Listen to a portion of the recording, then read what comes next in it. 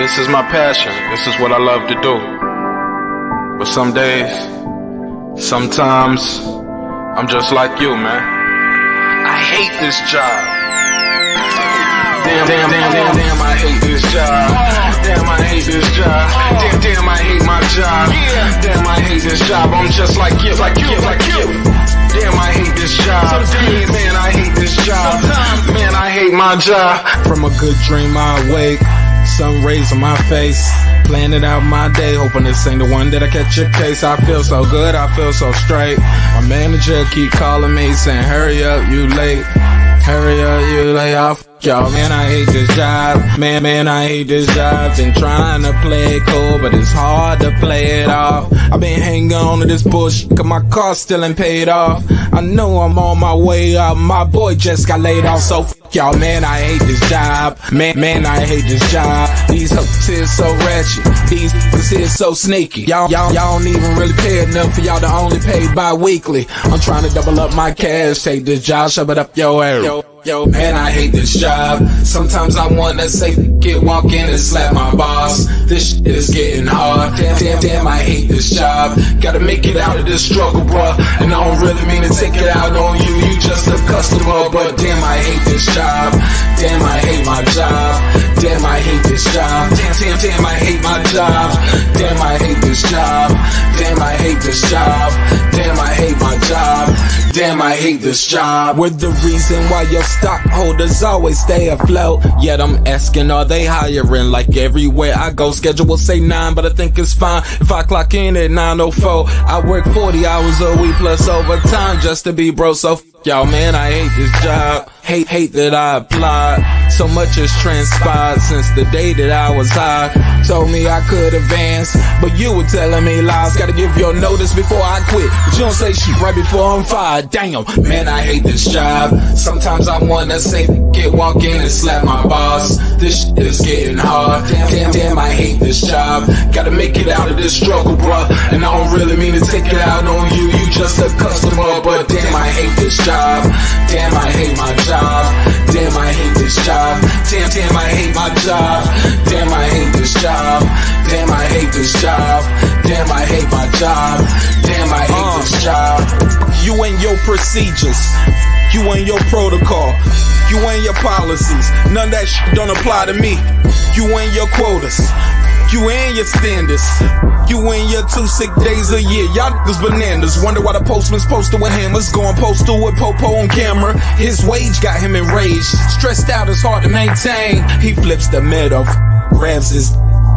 He said, if you don't get the picture, I quit, you ain't shit, mother. Man, I hate this job. Sometimes I wanna say, walk in and slap my boss. This shit is getting hard. Damn, I hate this job. Gotta make it out of this struggle, bruh. And I don't really mean to take it out on you. You just a customer, but damn, I hate this job. Damn, I hate my job. Damn, I hate this job. Damn, I hate my job. Damn, I hate this job. Damn, I hate this job. Damn, I hate my job. Damn, I hate this job. Look, man, I hate this job. I put my pants on one leg at a time, just like you. I'm out here trying to take care of my family. Damn, I hate this job. It's not always glamorous, for real, but I do what I gotta do for me and mine, you know? Damn, I hate this job. Damn, I hate my job. Damn, I hate this job. Damn, I hate my job. Damn, I hate this job. Damn, I hate this job. Damn, I hate my job. Damn, I hate this job. Damn, I hate this job. Damn, I hate this job. Damn, I hate my job. Damn, I hate this job. I'm just like you, nigga. Damn, I hate this job. Man, I hate this job. Man, I hate my job.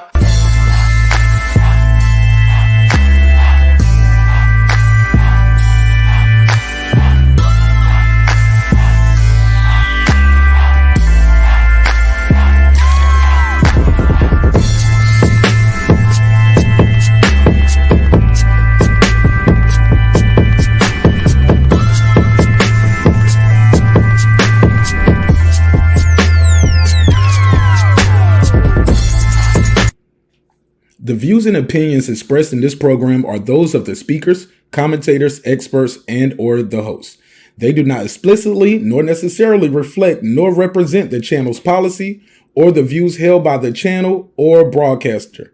The broadcaster or its channel cannot be held accountable for all or any views expressed during the program. Basically, if I didn't say it, don't come for me. You come for the person who said it. And please don't sue me for somebody else's words. With that said, let's start the show, motherfucker. This that squad side.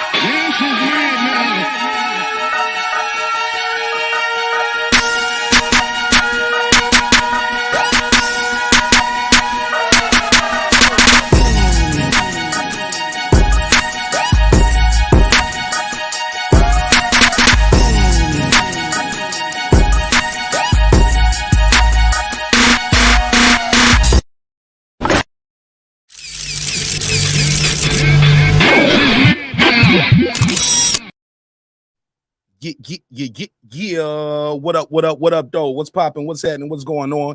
You're back in the lab with your favorite neighbor, your man, Mark Nash. He is I am he. Another great episode of Breaking Beats. How y'all feel? What's the deal? Make some noise for yourself. Where you at, though? Make some noise. There you go. Oh, man. You see the title? You see the thumbnail? You already know what it is, man. We are back. We are back. It's official, man. It's official. George Kambosos versus Devin Haney, part 2. It's going down under in Australia. We're going to go through this press conference. We're going to break down the press conference round for round, pound for pound. And we're going to talk about it. Kambosos said some interesting things in this press conference. Also, we hear what Bob Arum has planned for these competitors in their upcoming fight. So we got to talk about it. I got to tell y'all, man, look, I know many of you did not want to see this fight. I know some of y'all don't want to see this fight. Y'all said, Martinez, what's going to change? Put a case on this fight.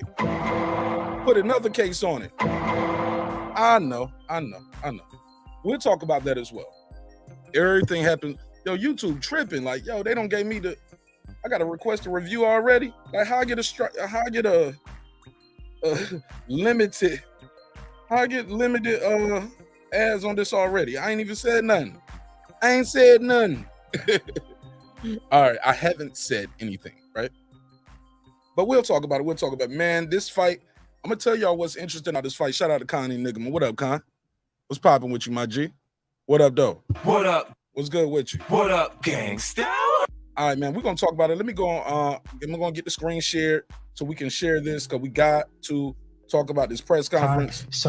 We got to talk about this press conference, and we're gonna break it down, some of the things that was said in this press conference. We'll talk about it. I don't know if y'all gonna agree with everything, but we're not here to agree on everything. We're here to just have a good time, crack some jokes, talk about boxing. Yeah, that's what we're here for. We damn sure ain't here to agree on everything, because I ain't going to agree with y'all on everything. I always tell you, I don't agree with my daughter on everything. She want to eat candy and popcorn all day. So we're not going to always agree.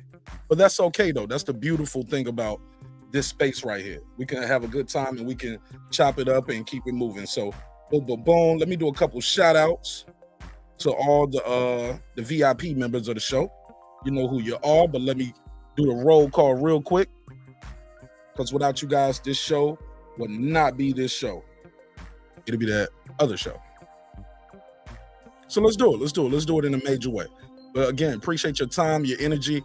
I know I'm late, but I'm still early, though. I told y'all the new time is 11 o'clock. I need to change that banner that says 10 o'clock. The new time is 11. If I'm here before 11, that's good. I'm early, but the new time is 11 o'clock. Matty Yoel, what up? What up? Deuce Times, what's popping? What up? Brandon Washington, what up, though? What up? Born Supreme. What up? Karma Serene. What up? Lisa Bells. What up? That guy Eclipse 330. What up? Ace Retro. What up? Lady Shan Dundum Season. What up? Dub Right Side. What up? Dub Right Side got a new logo. Okay, I see you, homie. What up? Jake Lago. What up? Rider of the Storm. What up? Boxing Lounge. What up? Tank the Sweet Science Examiner. What up? My boy Piero. What up? D Bevel the Champ, What up? Rob G Films, What up? Derek Lincoln. What up, gangsta? Appreciate y'all. Shout out to all the members. Without you, the show would not be possible.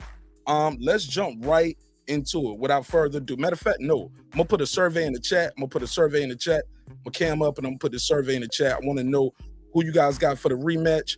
Do you guys think Kambosos can make any adjustments? Are we just gonna see more of the same?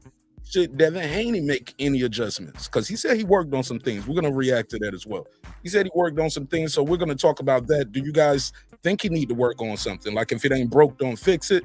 Or like, hey, maybe he needs to focus on making it a more exciting fight. George Kambosos did have some success in the later rounds.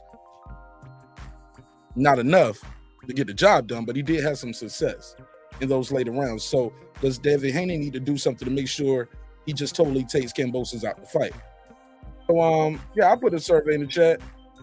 Kambosos, Haney. Y'all think Haney can stop this guy? Did y'all see any signs in there that Haney could possibly stop him? Let's put it out there. Haney, I'll put Haney TKO/KO. Haney decision. I called him Haney. Hold up, Haney. All right. Also, let me put Kambosos, TKO or KO. Also, let me put Kambosos decision. Well, I'll put that DEC. Y'all know what I mean. All right, DEC. All right, so I got a survey in the chat. I want you guys to respond to the survey as I proceed to give you what you need. All right, let me see where we at. All right, cool. I just want to plug this up, make sure I'm not running their audio because run this other audio. Let's see how this will work. But look, man, I was looking at this press conference and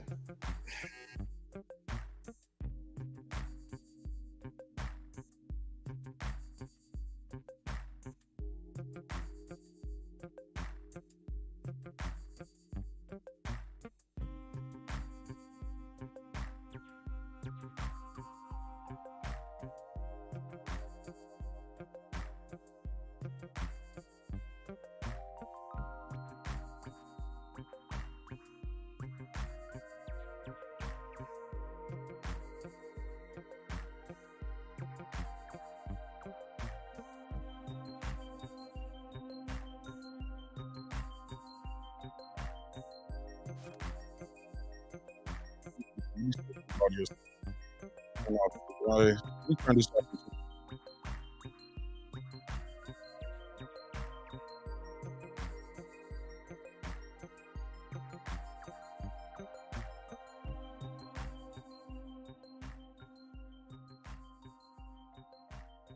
All right, check 1 2 1 2. How's sound out there? Y'all hear me? Press 1 in the chat if you can hear me. Yeah, that was weird right there. I got to switch. I had to reset the board right there. But the board, as soon as I plugged up the audio, the phone to the board cut off. So bear with me. I'm restarting the board, and I'll be back regular. He said Devin do what Devin do. Check 1 2 1 2. He said Devin do what Devin do. Don't try to be someone you're not, bro. Exactly, bro. I think that's why he got that Linares fight. He was trying to please his critics. The critics, you're never gonna please the critics.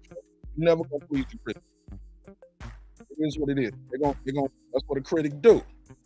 That's their job.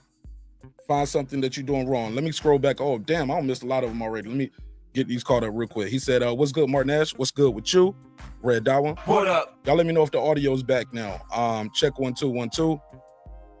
Matter of fact, I can find out if the audio's back right now. I don't know why StreamYard to do stuff like this. Like right here, look like the show still ain't started, but we live right here, which is crazy.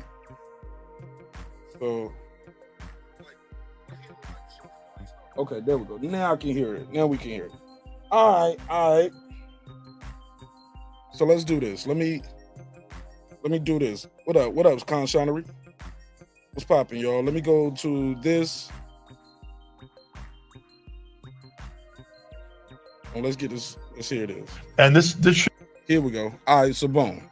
So we got Lou DeBella and Bob Arum. They talking about the press conference They're talking about this fight. Let's hear it, and we're gonna break this down. Let's go. Be a sensational fight. I expect it to be much better than the first fight, because in the first fight, frankly, George couldn't do anything. His game plan didn't work. What was the game plan? Said his game plan didn't work. What was the game plan? Try to pressure him, try to outbox him. You're not about to outbox Devin Haney, bro. You was not him. You're too slow. He was too slow, too flat-footed. He's not about to outbox Devin Haney, yo. But for some reason, maybe that was the game plan. Apply some pressure on the kid, make him uncomfortable. Didn't work. It's a big old never heard of it. Can I get an NHO in the chat? Never heard of it. Never heard of it. Never heard of it. It was terrible. All right, let's go. Let's react. Wasn't really himself. And Devin Haney dominated that fight and did what he pretty much wanted to do.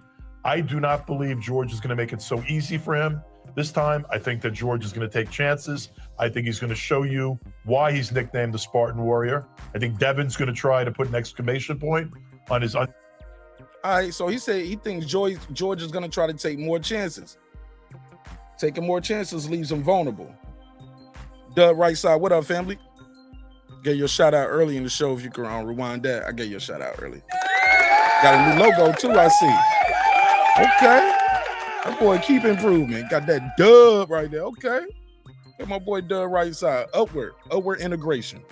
Always upward. Let's go. Disputed status. I think he's going to try to show people he's pound for pound, that he could beat George even more convincingly. But I think there's going to be a lot more fireworks. I think it's going to be a sensational fight. And Bob and I are going to make sure that there's a sensational undercard. I'm happy to say that he said he said they're going to put on a spectacular undercard. We shall see, and we need to see that. Smash the like button on the way in the room. They're going to have to do a good undercard. Now, what I found interesting about this, and if you check check the old video from the first fight to now, I told y'all niggas, man. They're gonna fight again in Australia. He was like, man, why we gotta see this guy? I said, because they owe it to Kambosos. Keep your word. People, I was so shocked at how many people out there claim to be, I'm a real nigga. Wanted this man to not honor his word and say, fuck Kambosos. Excuse my French, but I'm in France. But I was thinking like, yo, if you beat him once, you signed up for it, go in there and beat him again. You owe it to Kambosos. Be a man of your word, homie. In this day and age, last thing we needed was this shit to be held up in arbitration. So yeah, keep your word. He kept his word to the man. We got the fight. Excuse me. And we don't have to wait the next year. We got one in June, you get one in October. Let's go. Make some noise for these two young competitors, right? Make some noise for them. Keeping their word and getting this shit out the way, not making us wait till next year. I would hate to have to wait the next year for this. And hold up the division. Good news is, what we got here too is, oh yeah, this the other thing I was saying before I forget. I told y'all them niggas they was not gonna be in that Marvel Stadium again. What'd I tell you? Marvel Stadium, let me see, let's see the capacity, because I had this pulled up early, but I had to restart the device. Marvel Stadium capacity, 53,000. This new place they fighting at, about 15. What? They going back to rob the bank again. Some people just want to go to the fight they never been, but bro, they can't pack out that shit, that 53,000 arena, not with that performance. I told y'all they're gonna fight again, but they're gonna fight in a small arena. Book it. I told y'all. I told you, right, Con? I told y'all, I said they're gonna fight again. They just ain't gonna fight in the they ain't fighting in the big boy room no more. You ain't fight, bro. You're not gonna get 53,000 people, even in your home country, that want to see this twice. But you might get you book 15, you might get about 12 in there. It might get about 12,000. Some people will just never been to a boxing match, never seen it before. Some people might travel over with Dev this time. It's gonna, cause in Australia, in October, it's the summertime for them. In June, it was colder. So Yeah, man. Right. See, yeah. See, 1/5 the size, bro. They went from 53,000 to about 15. We're gonna talk about it. Let's go. Let's play this some more of this. Vasily has arrived in the United States with. Yo, listen to what they talking about putting on a good undercard. Bob Aaron's like, y'all know Vasily's back. Y'all think he gonna put no. Vasily has to fight after Devin's. He's fighting like on the 20 something, right? So Bob is telling you now, if both of these guys win, that's the next fight. His entire family, and they set up training in the Los Angeles area, and Vasily will have his first fight back on October 29th, and I look forward to matching the winner of the fight between Haney and Kambosos against Lomachenko. There we go. We knew that was coming too, though. What's up, HLD? Salute to you. We knew that was coming. We knew that's what Bob wanted. I mean, because Lomachenko's his guy, right? Devin ain't his guy. Devin is the guy who's over there fighting with him right now on a 3-fight deal. This is 2 of it. You got to get that big fight. Now, Devin versus Kambosos. Devin versus Lomachenko will be a major fight. Absolutely. Will be a major fight. Book it. I'm telling you now. I don't care what you guys think. He got left in the tank. He's old. He's coming off the ward. Devin versus Loma is going to be a major fight. Will it do big numbers? We can put a case on it. We'll talk about it. Put a case on it. Let's go ahead. In the first quarter of next year. Why do a rematch? But I go back to history. I mean, people who were around then remember that Joe Frazier. Stop it, Bob. Put a case on you. Ain't none one of these niggas know Joe Frazier. Bob Aaron, respectfully, homie, I need you to hold it. Stop! The hell you talking about, Joe? Nigga, please. Ain't that one of these dudes no damn Joe Frazier? I get it, though. He's a promoter. He got to sell the fight. Let's talk about it. Let's react. Go ahead. Vasily has arrived in the United States with his entire family. Oh, let me see. Where we at? 140. Watch how my boy look at him when he say Joe Frazier. Watch this shit. Were around then remember. Watch it. Hold up. He said, "Why do a rematch?" He said, "Remember Joe Frazier? Watch how Lou DiBello look at him." Do a rematch. But I go back to history. I mean, people who were around then remember. Lou DiBello like, niggas don't remember that shit. Them niggas your age. Them niggas your age, Bob Aaron, who was around doing that. Joe Frazier dominated Muhammad Ali. They your age, bro. They ain't about to buy this pay-per-view. Come on, bro. You ain't marketing to the Joe Frazier, Muhammad Ali crowd. Respectfully, homie. I got to put a case on you, Bob. Bob, you ain't marketing to the audience that watched Joe Frazier versus Muhammad Ali, man. Fuck you, man. But okay, I get it. He's a promoter. He got a job to do. Everybody got a job to do. I get it. Let's play it. In their first fight. And when the rematch came, Ali clearly was the better man and won the. Lou DiBello like, why am I up here? He's talking about my like. Lou DiBello looked at him like when he said the people that was around back then. Lou DiBello was like, nigga, you barely around. Rematch.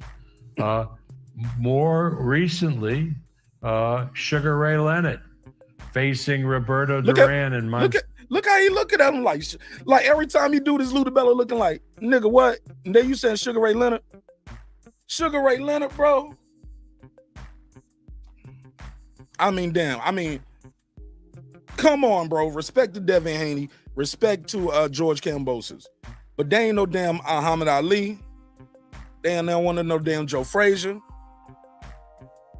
Ain't no Roberto Duran, and there ain't no Sugar Ray Leonard. Not saying they can't be great and carve their own path, but Bob Arum, you got to stop with this shit right here. Put a case on Bob Arum. All right, let's go. Montreal lost to Duran convincingly. And 5 months later, when they did the rematch, Leonard proved to be the superior fighter and not only won the fight, but made Duran quit. So in this situation, Kambosos, come on, bruh. Bob Arum. Again, this is for entertainment purposes. I would never slap a 91-year-old man. But for entertainment purposes, Bob Arum, I need you to hold it. Slap! On the other cheek, too. Turn the other, yeah, turn the other cheek. Hold this one. Slap! Nah. This Kambosos ain't no damn Sugar Ray Leonard, bro. Huh? Sugar Ray Leonard? Bro, all right.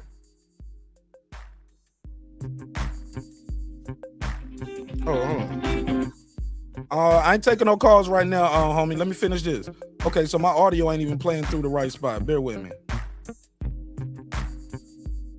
Bear with me. Let me turn this down some. Bear with me. Let me fix this audio.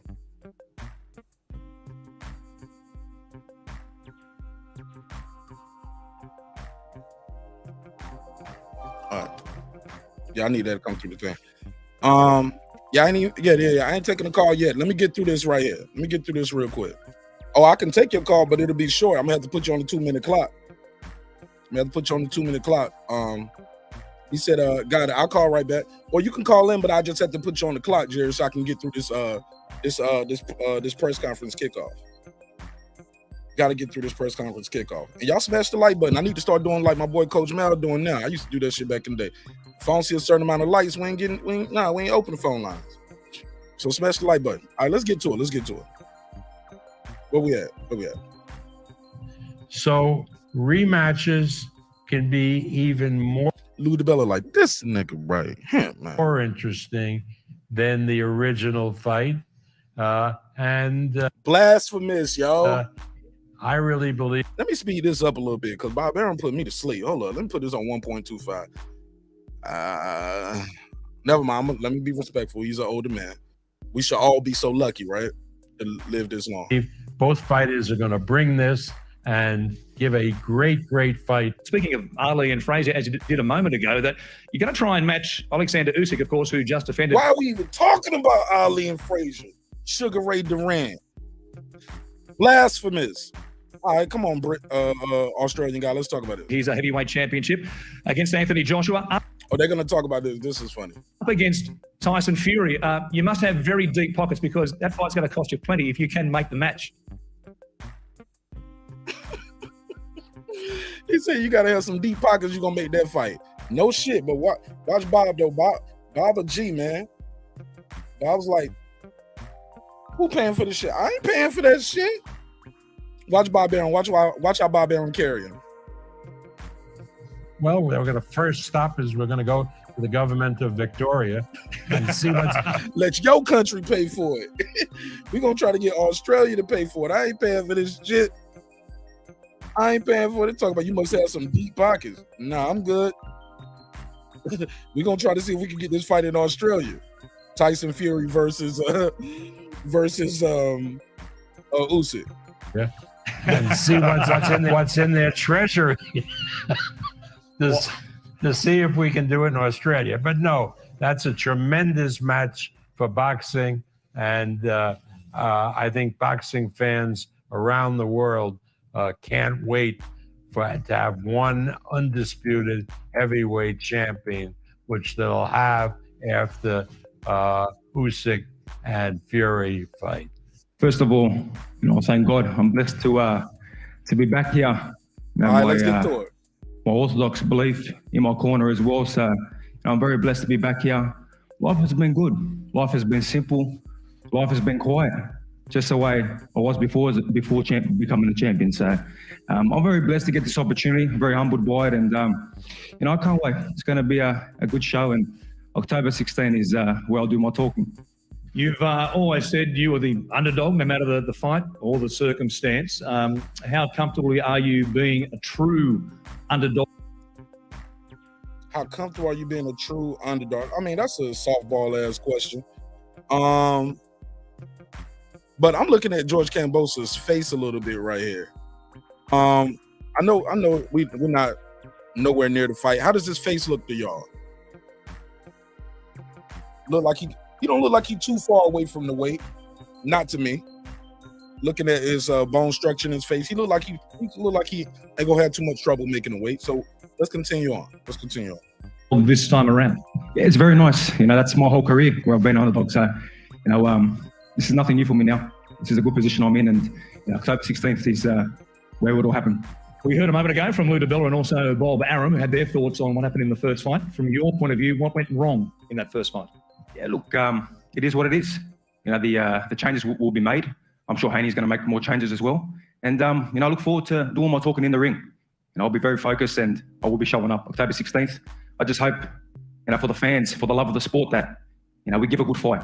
We give an action fight, not a fight where, you know, there's a lot of holding and you know, less action. So it'll be exciting, and October 16th is where I'll do my talking.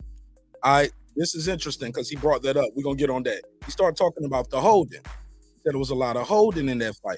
I thought Devin kept him on the end of the jab for most of the fight. What do y'all think? It was some clinching though. It was some clinching, but it wasn't. I've seen worse. I didn't think it was egregious. Press 1 in the chat if you thought Devin Haney was holding too much. Press 1 in the chat. If you thought Devin was holding too much, press 1. If you think George Kambosos is complaining, press 2. Okay, I got one from Facebook. My boy on Facebook. Let's see this. What they saying on Facebook? Freeman, he commented. He said, "No, let's not. He don't want to talk about it." Oh no, come on, Freeman. That was in boxing and pugilism group. Let me see what they saying. Somebody just sent me one and said, "No, we don't want to see it." Okay. No. Oh, okay. It is what it is, though. The fight is made, though, bro. Y'all knew it was going down. I don't know why people are so upset about this rematch. You knew the rematch was coming. You knew it. Okay, so I see some twos in there. Y'all saying Kambosos is complaining too much about excuses. He making excuses. All right, let's keep it going. When you watched the fight back, was that a concern of yours that there was a lot of holding in that fight and the referee allowed Devin, when you would advance or trying to work out of a clinch, the referee was quick to call a break? Yeah, look, it's my momentum. Bro, put a case on this this interviewer, yo. Can I put a case on him? Put a case on him. Put another case on him. What the hell is he talking about? I thought the referee did a good job. The referee let Kambosos do some dirty shit. Close to especially when he started getting desperate, round 11 and 12, low blow, hitting behind the head, hitting on the brakes. Yeah, man. Let me go and get through this one. Let's get through it. Was never able to let go. But look, I'm not going to take it away from Devin. Fantastic win. He's a man of his word. Him and his father, they will come back, give me the shot like I gave them a shot. But, you know, the hard-working fans, they pay a lot of money for a good action fight. So, and I just hope that this referee this time does justice for the fight. And oh, my God. Nigga, please stop. Stop your damn complaining. You lost the fight. You lost the fight. It's over. You lost. You lost, man. You lost. It's up to you to push the fight, Camel Toe. You need to make the fight happen. You bring it to him. Don't let him clinch you. Change your training regimen where you practice on getting out of clinches. Okay? Don't let the man clinch you. Get your ass up out of here, man. Let's go. You know, let's the fight. You know, hurry up so we can hear from the damn champion. Go the way it's meant to be, but that's in the past now. I'll focus on one thing. Devin showed, of course, that he's a very... And I like Camel Toe. I mean, I like Kambosos. Shit, I like Camel Toes too. You know what I'm saying? Shit. Shout out to all the fine sisters out there. You know what I do out here, girl. I had you nothing and crying. Hey, you nothing and crying. I had you nothing and crying. I hate you. Credit. Yeah. We love the ladies. But Kambosos, bro, you lost fair and square. It wasn't as many clinches. I don't think the clinching was egregious. I've seen worse. Look at Keith Thurman whenever he get hurt. Now, be on the bike, holding, like, shit, this was nothing like Devin in his last two. I think Lenore's hurt him in round 10, round 11 and 12. He got on his bike more, hitting, jabbing. This fight wasn't like that, but let's continue. Good defensive boxer. I think we knew that before the first fight. How do you break it down this time? That's for me and my small team, to work out, which we're already doing. And October 16th, you're gonna have to tune in. But he's a good fighter. He's a good champion. I look forward to testing my skills. A lot of people are. You tested him, bro. You lost, but he gonna talk about it. Let's go. Not excited about the rematch, but finally.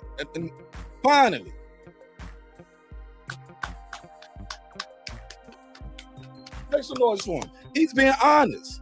He knows a lot of people are not excited about this rematch. Me, I like boxing. I like to see the display of skills. I like to see the adjustments. I like to see what can change. What can you do different? Because it's up to you to do something different, Camel Toe. It ain't up to the referee to ref it different. It ain't up to Devin. You can't for you to bait him in and say, well, I hope you fight me like a man this time instead of all that holding around. Nah, bro, you had 36 minutes to get the job done. 12 rounds. All right. As a former champion, as a fighter, how could I pass up on this opportunity? As a father, as a role model for my 3 kids, when the going gets tough and unfortunately you don't succeed in something, you just throw it in. I want to be the best role model for my 3 kids. So, man, leave them kids out of it. Even your kids was like, Daddy, he beat your ass. I'm sorry, Dad, he beat you. Your kids know you lost. I have to take this rematch, and I'll be very excited for October 16th. Devin was able to take the crowd, that massive crowd at Marvel Stadium, out of the equation pretty much in the early rounds. That didn't help your cause, but a compact 15,000 crowd can't fight arena, for the you. atmosphere with your supporter group, of course, the Hellenic crowd can't fight for you. He took the crowd out there. He took the crowd out. No, you took the crowd out to fight, Camel Toe. You couldn't get your shot off. He couldn't get in range. The kid just had the foot movement, the jab, the jab, the jab. The jab just controlled the fight. How is he going to make an adjustment and deal with Haney's jab? That's what we need to talk about. It could be raucous in Rod Laver Arena. That can only be to your advantage. Yeah, look, unfortunately, the crowd was taken out. There was no momentum in the fight, due to certain things. But that's in the past. Rod Laver is going to be beautiful arena. I've had the privilege to watch, the tennis here, and it's an amazing arena. 16,000. It's going to be jam packed. Total. Yeah, it's going to be packed. It's going to be packed. It's going to be packed. It's 15,000 though. It ain't the 55 that you guys had in the last fight. Let's continue. Different atmosphere. This is a Coliseum, and the underdog is back. Joining us right now live via satellite from Los Angeles is the undisputed, undefeated lightweight champion of the world in Devin the Dream Haney and his father and trainer, Bill Haney. You heard George's comments there. Any reaction off the top, Devin, after what you heard from George? Oh, I mean, I just want to thank God a lot for, me being here, me and my dad being here. This is another great opportunity for us. We're happy to be here to defend our belts that we worked so hard for. And my attitude hasn't changed. I got a lot of respect for George, and I look to, put on another great performance and show how much I've improved since the last fight. After the last fight, we haven't stopped working. We've been critiquing our performance, and we're going to come in even better this time around. Can he do better than he did last fight? Can Haney do better than he did last fight? Does he need to try to do something different? Will he be working against himself, trying to do something different? I mean, you won the first fight. Shit, I don't think I gave Kambosos about maybe 2 rounds. Rounds that Devin took off. Can you do something different? Does he need to do something different? Y'all let me know in the chat. Do y'all see any improvements that Devin needs to work on from the first fight to now? Let me know. Let's continue. Billy, you made an unplanned but very theatrical and grand entrance at the 11th hour last time around back on June 5 and the night before the fight itself. I'm guessing you're going to be here for the entire camp this time around? Yes, sir. Inshallah. That God willing, I'll be able to be there every step of the way. Thank you to the Victorian government who did a great job in getting me over. I thank them, and I thank the Australian people and Top Rank, Lou DeBella, and everyone that put an effort into getting me over there to help my son. It was an incredible time. We had a short-lived celebration, and then we went right back to work. We don't take anything away from the Kambosos team, and we know that they're going to come determined and very hungry. Devin, it was only a 6. They're going to come in determined and hungry. I think they're going to try to push this fight a little earlier. But that might be to I'm sorry. Yeah, I said it. Fuck it. Kambosos. I think that might be to his detriment, trying to run in there. He might run into a shot, right? Y'all think Devin can stop this guy? Is Devin gonna be able to stop him? Y'all let me know. Press 1 in the chat if y'all think Devin can stop him. If Kambosos coming there trying to press the fight, can Devin stop him? Press 1. If y'all don't think Devin got no pop to stop him, or he might leave himself open, press 2 and get hurt himself. Can Kambosos hurt Devin? Based off what y'all saw and what you guys know about these two guys. Can Devin hurt Kambosos? Can Kambosos hurt Devin? All right, so 1. So he's saying yes, Devin can hurt Kambosos. Shout out to my guy, Drury Jones. HLD, what up? Reggie O, what up? Terminator 21, what up? Here you go. 15-day camp before the fight here in Melbourne last time around. What are the plans? When will you arrive in Melbourne this time for the rematch? Yeah, I know that it's going to be summertime there, so we're going to do a full 3-week camp there just to get acclimated to the humidity and the weather, because it'll be winter here and summer there. So yeah, 3 weeks. I can guarantee you won't need. Okay, last time, I didn't know that. Last time it was only 16 days over there. This time it's 3 weeks. In the summer, the humidity, it's going to be a little different. They on Australia, sits on the water below the equator, right? So going to be a lot of humidity there. It's going to be summertime in October. He said he's giving himself 3 weeks. Does he need more time? Does he need more time? Some will argue, hey, shit, he did it with 16 days last time. He just giving himself an extra week. Barely an extra week. So instead of 2 weeks, he's going over for 3 weeks. All right, let's continue. Peter's in the gym this time around. I know it was a bit chilly for you last time. We promised it'll be much warmer in Melbourne in October. When you looked back at the fight, how did you appraise your performance? What did you see that really impressed you? I mean, I put on a great performance for what George Kambosos brought to the table. But this fight, I feel like Yo, I'm sorry. He said I did good for what he brought on the table. He said, "Oh boy, didn't bring nothing." That's what he's trying to say. I could have did more if he wanted to do more. Shit, I get it. Let's go. It'll be even better because I know George is going to come to fight. He's going to give it his all, even more than he did the first time. So it'll make for me to be able to showcase my skills even more, and it'll be better this time around for me. You've proved, of course, with that victory and taking all the belts here in June that you were the best lightweight in the world. What did that mean to be undisputed and now undefeated? It was a dream come true for me to become undisputed, my name be mentioned with the greats, but it doesn't stop there. I want my name to be mentioned with the greats still. I want my name to be mentioned with Pernell Whitaker. He was undisputed, but he defended his belts, as undisputed, and I want to do the same thing. I want my name to be with those guys who defended the belts, and I will be the youngest to defend the belts and come out victorious, inshallah. He said I'll be the youngest to defend these belts, inshallah. Okay. But I remember him saying, like, yo, I'm tired of making 135. I thought he was going to 140. He'll have all the leverage. I don't know if he's required, because this will be a defense. Does he have to fight Loma for undisputed? Can he move up to 140, and just fight him at a comfortable weight? Will the fans accept that? Like, no, you got to fight Loma at 135, and it got to be for all the belts.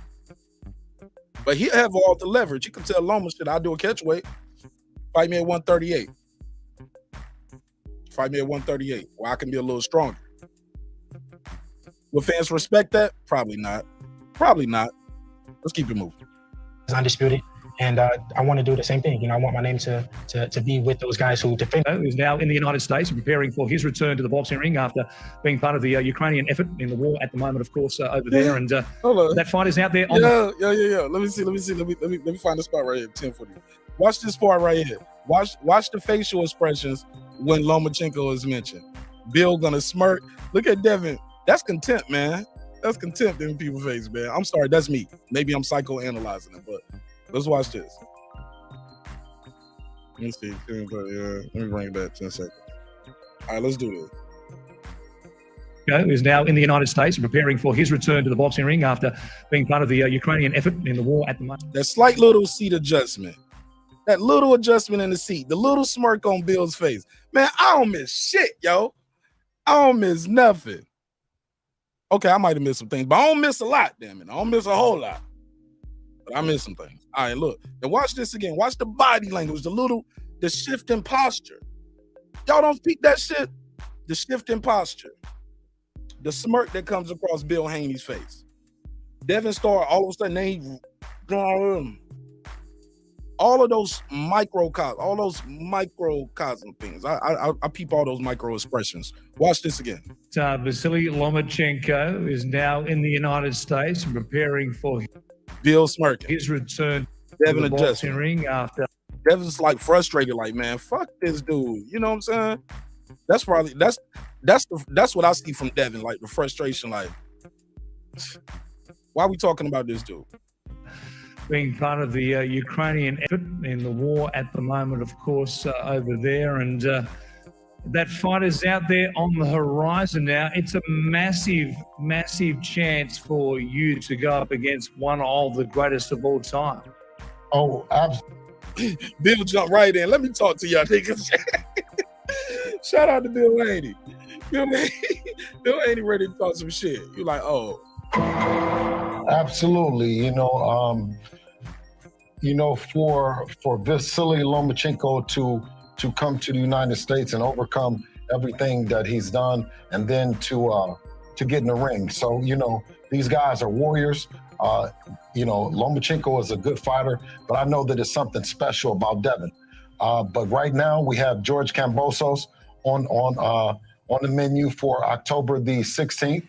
And that's what it is. Our focus is 100% on him and Devin making history. This is an historic fight for Devin in the sense of that no one in the Fort Belt era, other than Pernell Whitaker, has ever got the belts and defended them. So, okay.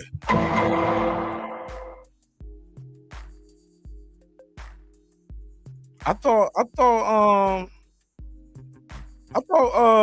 didn't what's the kid over there, Scottish dude? Didn't he become undisputed and defend against Jack Catterall? Am I wrong right here? Y'all help me out. Didn't Jack Catterall fight, that was him defending undisputed? Am I correct? Am I correct? Somebody let me know. Thank you, Duro. Didn't Josh Taylor defend his undisputed? Okay. Hey, I'm fair. It ain't no, well, oh, you're going against your own people, Martinez. Nah, maybe he made a mistake. You know what I'm saying? But if I'm not mistaken, yeah, Josh Taylor was undisputed and defended and won. Questionably, though, we could put a case on that win, on Josh Taylor win, though. I'm just saying, when you look at the history and the record, it ain't no column for robbery. You got wins, losses, draws, and right under there you got your knockout rate. It ain't no robbery. All right, let's keep it moving. So he's wrong about that. He was a little wrong about that. Let's hear it one more time, just to make sure I heard him right. He said Taylor should have lost. It's no column for should have lost, boxing scientists. There's no column for that. We got wins, got losses, and draws. That's it. Wins, losses, and draws. Wins, losses, and draws. Catterall got robbed against Taylor. Hey, Did they give him one of the belts then? Since he got robbed, there was like 4 belts on the line. Did they at least give him one? That man, what? Shit, man, take this little bit with you. You know what I'm saying? We think you won, partner. Go and take it with you. Nah, he left with nothing but this and a check. Of course, he got paid now. He got paid now. That's when he got paid. Yeah. All right. Let's keep it moving. Historic fight for we almost done. Devin, in the sense of that no one in the 4 belt era, other than Pernell Whitaker, has ever got the belts and defended them. So it's a great opportunity to add to his legacy by going over to Australia and doing it in front of the Australian fans once again. Okay. All right. Let's hear some more of this. Let me see. Where we at with it? Boom, boom, boom, boom. All right. I ain't got too much to say about that. I don't know if he's looking forward to going.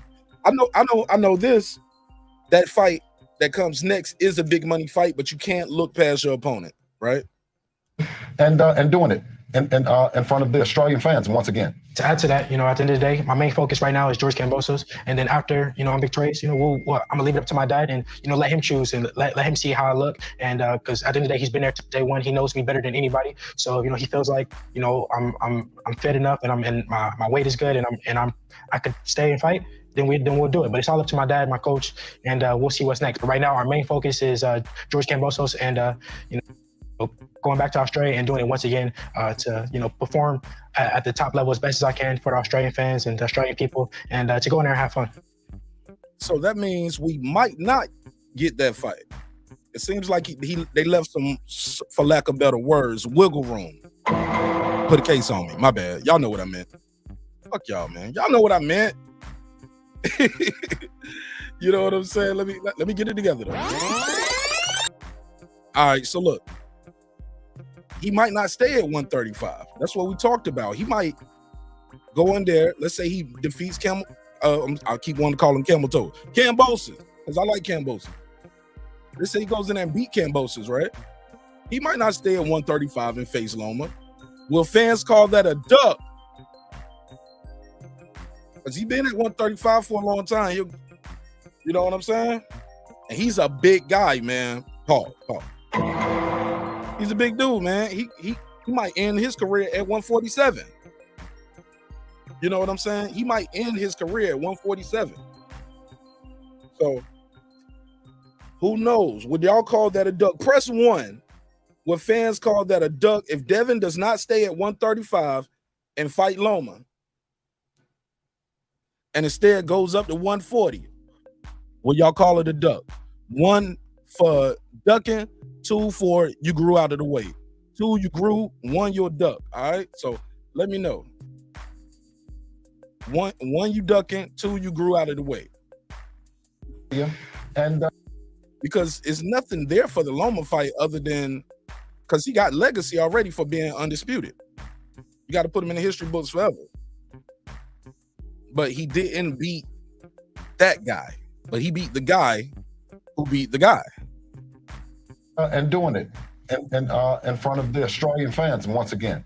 To add to that, at the end of the day, my main focus right now is George Kambosos. And then after, I'm victorious, I'm gonna leave it up to my dad and, let him choose and let him see how I look. And because at the end of the day, he's been there day one. He knows me better than anybody. So, he feels like, I'm fit enough and my weight is good and I could stay and fight.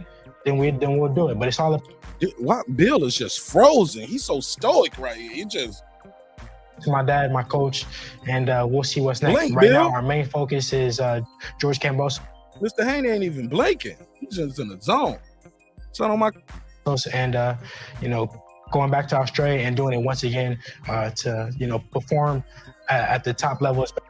Okay. All right, let's see what I don't know. Let me see what they're saying. Somebody said he said if Josh Taylor ducking right now that's a different question. That's a totally different question. But I think it's I don't think so, bro. I just think it's too expensive to have all them belts. I was surprised that he dropped the second one though. I get dropping 2 of them, because that's what 6% out of your purse, 3% per belt. So I was like, okay, maybe he still wanted some leverage being a unified champ. But once he dropped the next belt too, I'm like, damn, wow, okay. I was shocked. Haney beat one fighter to become undisputed, and that fighter was not the best in the division, maybe not even top 3. Shit, Maul got 2 belts off of beating Jensen Rosario. Banana. Bud beat Ndongo. Ndongo's arguably better than Kambosos, though. Some could say that, I guess. Because he went out and got those belts one by one. He didn't just beat one person, get it. So I get it. But okay, but with boom, facts, Bill was on the Boxing Voice saying Devin made 135 easier than ever before HOD. Okay. But that was then, though. Shit, he's older. He getting older now. You get older every day. You get older every fight, right? We'll talk about it, though. I'm going to open it up. Let me see. Boom, looking good on time. Let me get through this. Yeah, look, my focus is on one person. I don't even think about Lomachenko. Devin Haney is the only person in my mind. But a lot of respect for my Orthodox brother in Lomachenko, and I wish him all the best. And I know he's got a fight coming up, so I hope that he's victorious, and we'll see down the line. But for now, there's only one man that I'm focused on. That's Devin Haney. Devin, you are a fairly big body to fight in the 135-pound division in the lightweights. Is there a chance that maybe this, or you only have maybe 1 or 2 more fights in the lightweight division? Where are you as far as potentially moving up? Yeah, we just got to see. We're taking it one fight at a time. And like I said, it's up to my dad. If my dad, feels like, my weight cut is going good and I'm looking. Oh, and I saw somebody say he was on the Boxing Voice saying Devin made weight even easier this time. What he's supposed to say in public? Supposed to say, nah, we struggle with the weight. This was the worst camp ever, man. This ain't shit. I don't know what's gonna happen. What he's supposed to say about his son? Well, I don't know, because you already know what K Diddy would tell you. We all remember this right here. We all remember this, right? Well, I mean, when the guys get to certain levels, they believe they know what they're doing, and they don't necessarily take all the information. So, this is where we at with it, and I had to make that decision. It's an easy decision for me. It's easy. Oh yeah, we all remember that, right? We all remember that. That did happen. That did happen. So, but that's after the fight. That's after a loss. That's after the fight, after a loss. But before the fight, what you supposed to say? You supposed to say, "Yo, we worked our ass off, and this shit was easy for us." Strong, then we'll stay. But if not, then we're gonna move up. But it all starts here. Our main focus right now is George Kambosos, and it starts here. I gotta be victorious in this fight, and then we move forward. But right now, I know George is hungrier than ever, and he's gonna come in there and he's gonna give it his all. So I'm gonna be ready for whatever he brings to the table. And yeah, because it's one thing too to say, can you make the weight? Making the weight is one thing, but how do you feel in there when you rehydrate? Do you feel heavy? Do you feel strong? So it's a lot of things going into this, man. Like, I don't feel, maybe he'll move up in weight and we'll start seeing those knockouts. But I'm telling you, man, it's a lot to go into it. But we'll see. Let me get through it. We almost done. I'll tell you, got 2.5 minutes. You correct your mistakes. I really got to thank Devin and obviously Bill, for their victory, because you get to look at yourself at a whole other level, and you remove the baggage and you focus on what you do best. So, loss is great, and little mistakes were made in that way, and I made the way. Only took 10-15 minutes, but not the way I like to do business, not the way I've ever done business in my whole professional career. And scales were right or wrong. This time will be a different story. For me, I take every experience as it is. I hadn't lost in about 10, 11 years since the amateur days. So for me, it's an experience. And like I said, I thank Devin for giving me that experience. And it's a time to reflect, Yeah, definitely a lot of reflecting. And sometimes you can learn a lot from a loss. So salute to Kambosos for that. And being very transparent with that. Look, he said, I ain't thinking about Lomachenko. I ain't thinking about him fighting Lomachenko. I'm thinking about how it felt to have everything. Look at his outfit. Very more toned down than before, right? He damn near came in there with the Rolly fur on last time. Oh yeah, you could see the money it got to him. Prada this, Gucci that. Oh yeah, he was He was definitely feeling himself, but I respect his opinion on that. Well, it's in about 10, 11 years since the amateur days. So for me, it's an experience. And like I said, I thank Devin for giving me that experience. See, everyone wants to win, especially in front of your home crowd. But, I go back to what I do best. You can see from my side that I'm always chasing the biggest and best fights. I saw a funny photo of the 4 kings. And it's funny that half of them I fought, beat one, obviously lost to the other one, but, Oh, shit, he roasting. Here we go. Let's hear it. Listen to what Kambosos is about to say. Let's put him on the screen. What the touchdown is? 14-49. Let's put him on the screen.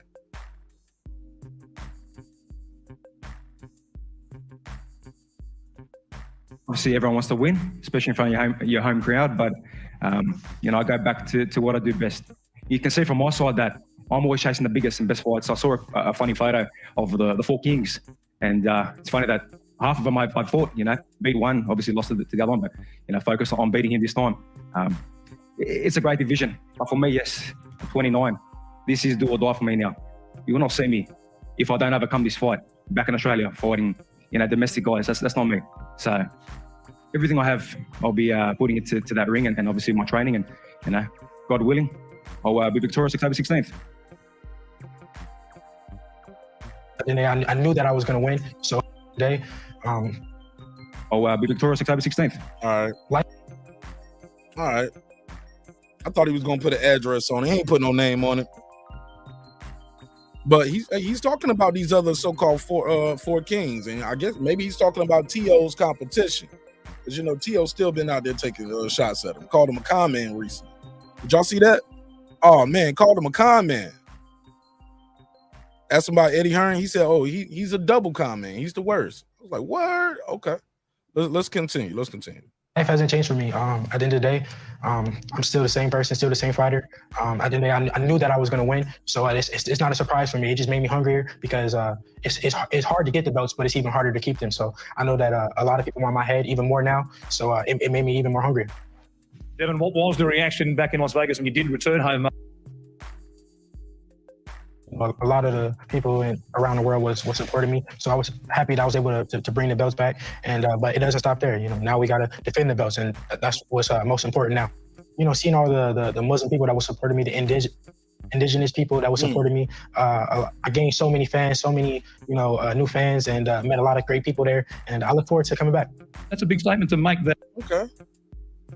All right. What was the big statement? For the lifers, you lose this fight, it could be the end. It's been like that my whole career. Wow. For the lifers fight for the Selby fight, even against Bay back in the. If Kambosos lose this fight, is it over for him?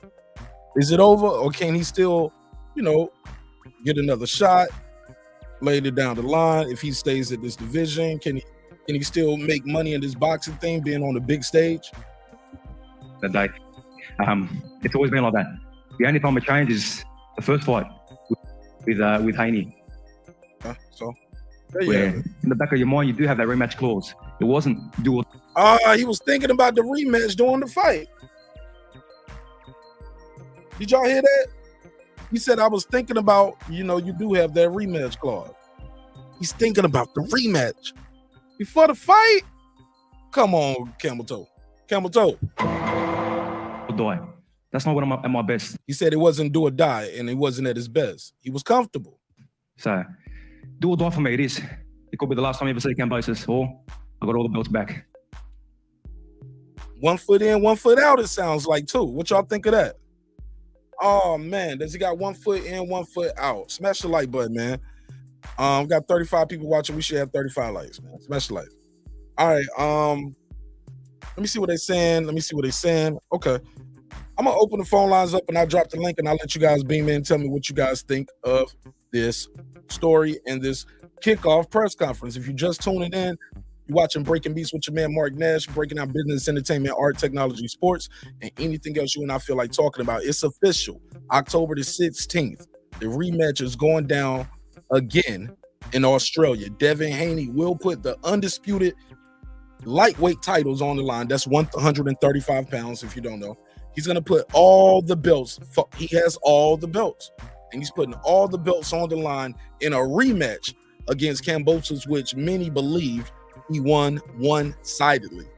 To the fact that now this rematch is not at a 53 20,000 seat arena like the original. It's more in the 15,000 arena. So yeah, the excitement for the fight is not there in Australia, but they owe this man this rematch. And shit, he said, look, if I don't win, man, this might be the last time you see me. Should he retire if he lose here? He's gonna make more money than he ever made before. You get what I'm saying? With just these last 3 fights, he made more money than, you know. I mean, shit, the TO fight was some millions. Then he goes back home, he getting sponsorships, endorsements. It's major. It's major. Call from Jerry. Jerry, turn the TV down, and I'm gonna put you on hold real quick. Right side, give me your opening statement. Salute. Salute. Jerry, somebody in front of you, Jerry. Hold on. Yeah. All right, mute your mic, Jerry, now, so I don't hear the background, and then we'll come right back to you. Go ahead, right side. Martin, salute to you. Much love to you, brother. As always, appreciate you allowing me up tonight. Salute to the chat, man. Listen, Devin Haney, man, y'all got to put some respect on this young brother name. He doing his motherfucking thing, and I'm proud of him, man. And even tonight in this interview, I thought he was humble in it. I didn't think he didn't go overboard with anything he said. He stood on the square as far as saying, like he said from the beginning, he was gonna win the fight. He gonna win this fight as well. And we'll get into some other things, but man, go ahead, Mark. Okay, Jerry, go ahead. Right, yeah, I got a little bit more to say. I would say, first of all, Lou DiBella's big dumb broke ass could take some advice from a 90-year-old Bob Arum. Bob Arum is talking what he's talking because he's trying to promote the fight. That's what a promoter's supposed to do. DiBella is Kambosos' promoter. He's the one that should be saying that and not looking at Bob like he's crazy, because this is boxing. Upsets definitely happen in boxing. Yes, the first fight was one-sided, but it's boxing, man, and you got to do something to promote the fight. That's plain and simple. And the second thing is, two of the judges in that fight had that fight kind of close. I think it was 116, 114, or it was, I don't know. I remember two of the cards were kind of close, and I didn't think Kambosos won a round. If Kambosos fights a slightly better fight and wins 3 or 4 rounds, a robbery could easily happen there. So other than that, I don't see any problems for Devin Haney. But what Devin Haney needs to do, let's be honest, is he needs to look good this time. Because when you're that much better than your opponent than he was over Kambosos, it should be clear. The jabbing and the grabbing, I thought, was borderline excessive. Not the worst I've seen. But when you're that much better than a guy, you're bigger, you're faster, you're stronger, you got every advantage. I think Haney, for his own marketability, fuck me, just for his own marketability, needs to look impressive and really do a number on Kambosos this time that he looked to be capable of doing the first time. And then I see Haney moving up. He's too big at 135 to stay there. Loma or no Loma. Okay, shit. Thanks for calling in, Jerry. Good call. Okay. Oh, you had something else? Go ahead. Oh, okay. Yeah, good call. All right. Thanks for calling in. Good call, man. Appreciate Jerry.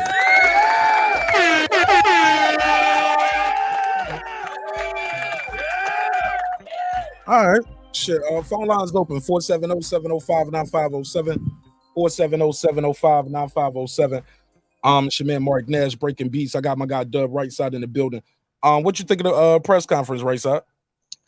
I thought it was interesting. If you go back and I only comparing the 2 press conferences, the first versus this one right here, it was a lot of, from Kambosos, it was a lot of, yeah, you a boy, you this, you that, you know what I mean? It was a lot of, it was a total different energy from Kambosos, their first press conference versus what he brought today. You know what I mean? And I respect him for it. The reason I respect him for it is because, when you call a man out his name, or not necessarily out his name, but when you call this man a boy and you saying, all these things about him in that first press conference, then he go wash your ass. Now you got to goddamn come back, and I respect Kambosos for being as humble as he was in this press conference. And so I'm looking forward to see. I'm looking forward to see the fight again. The reason being is because I want to see if Kambosos can make those adjustments and can come with a different game plan. You know what I mean? Because his first game plan was shit, and so hopefully this time he comes out and he's able to make it a much more difficult fight for Devin. Because I want to see, and I'm a Devin fan, bro. I'm a fan of the brother. But at the same time, I want to see him pushed. I want to see him pressed. I want to see him go through adversity, and I want to see if he comes out on the other side of it. And the way Kambosos came out, man, I got a lot more respect for him than I had the original press conference. You know what I mean? When he came out with the music and I don't know, even the attire he was wearing. I think you brought it up. He kind of toned it down a little bit, and he was a lot more humble. So respect to Kambosos, man. Respect to him. I'll say this, man. He was humbled. He got humbled. So, yeah, you can't come in there with all of that, the boy shit and all of that now. That boy beat your ass.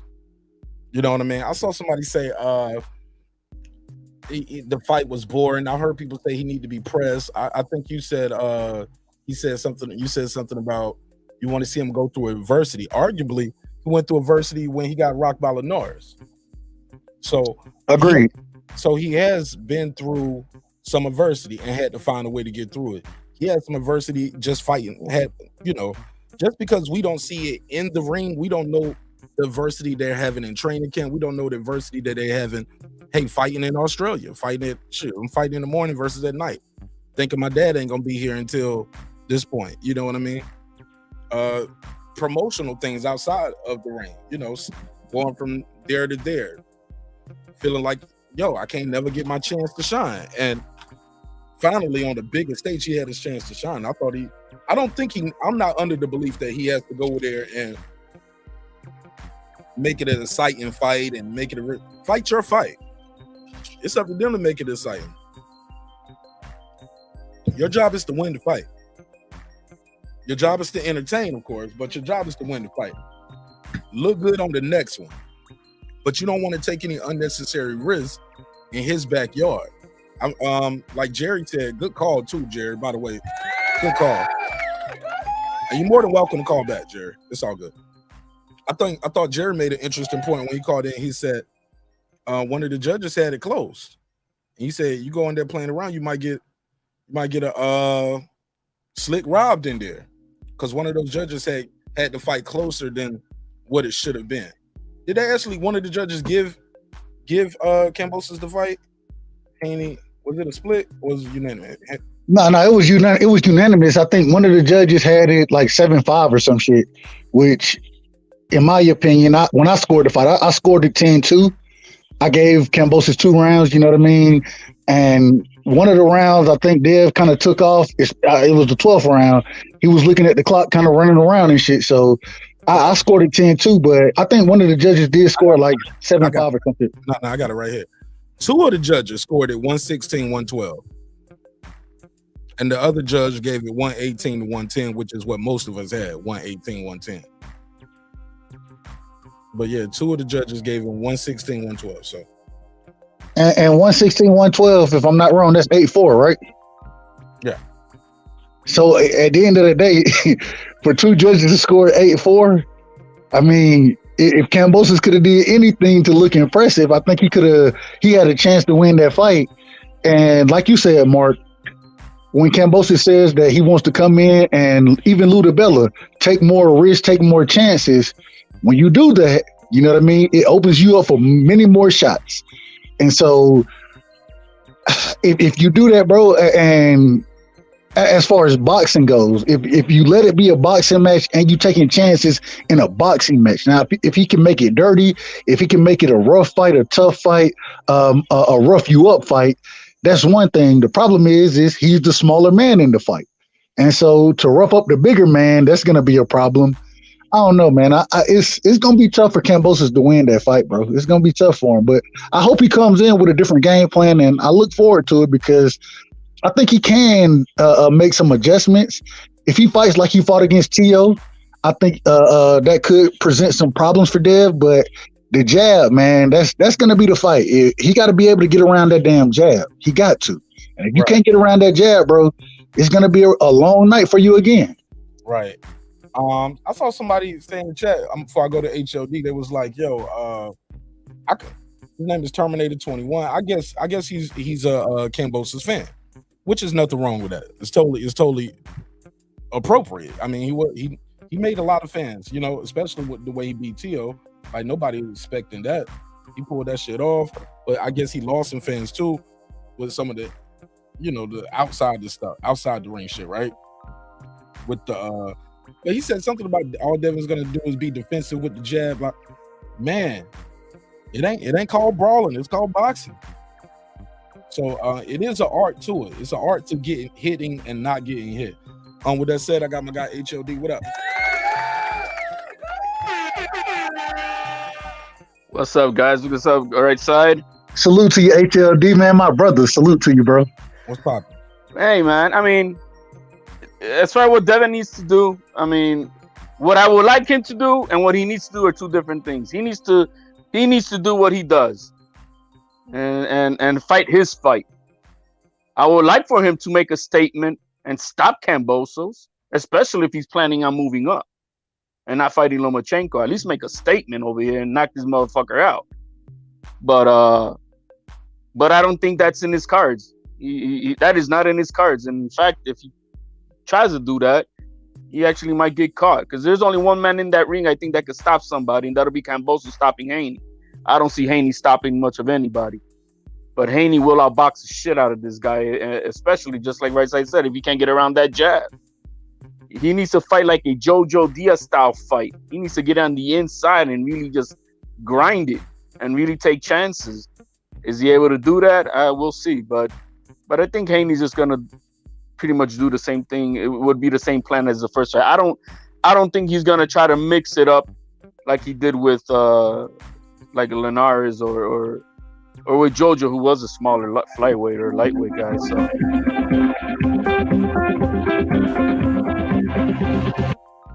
Call from Jerry. What's up, Jerry? Yeah. Talk to me. I could call back. Yep, go for it. Well, I don't want to interrupt anybody. Am I interrupting anybody? HLD, were you still speaking or are you done right now? You interrupted me, Jerry, but I'll digress. I'll digress, my man. Go ahead, my man.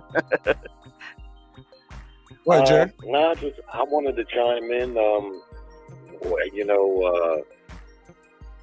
So Kambosos, I didn't think he won any rounds, to be honest with you. But that's my point. Somehow, so they gave him 4 rounds. If he comes and fights a slightly better fight, and if he's more aggressive, that's what's going to be key, because he's still fighting in front of his hometown crowd.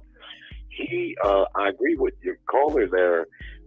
Being aggressive does open you up to more shots that you could take or walk into, but the reality is he has no choice.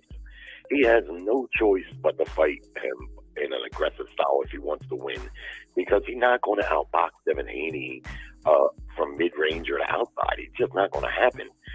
First off, Kambosos is not that big of a puncher, and he is what I would call a natural lightweight. He's a natural lightweight. He's just kind of small at the weight. And while Haney is not the biggest puncher either, his overall body strength is going to make it tough for Kambosos to win an inside fight. Just simply, regardless that Haney don't punch that hard, his body strength, he's bigger than he is, and his overall body strength, Kambosos is going to have to fight the fight of his life, and he's going to have to be far more aggressive. He's going to need to fight like he fought Lopez.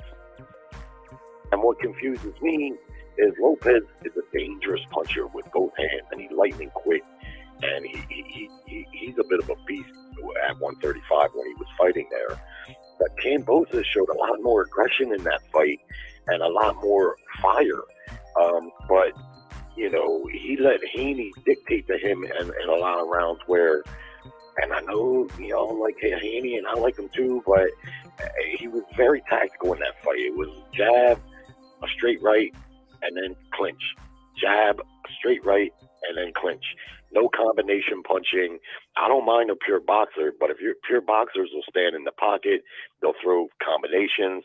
I didn't see the combination punching. Now, I gave Haney a little bit of a reprieve because he was fighting overseas and he was fighting for all the marbles. And, you know, I can see why he wanted to play it safe a little bit, but let's be honest. In boxing, you got to entertain too. And Haney has got the tactical skills to beat anyone in or around his weight. But at the same time, for his own good, I'd like to see him, you know, like when Ray Leonard was fighting, if he was that much better than his opponent, you was going to know it for sure. He was going to stop him. He was going to use fast combinations. It was going to be really clear. And I'm not saying that it wasn't clear that Haney beat him, but I want to see him a little more entertaining. Also, hello? Hello? Yeah, go ahead, HLD. Pass the mic, Jared.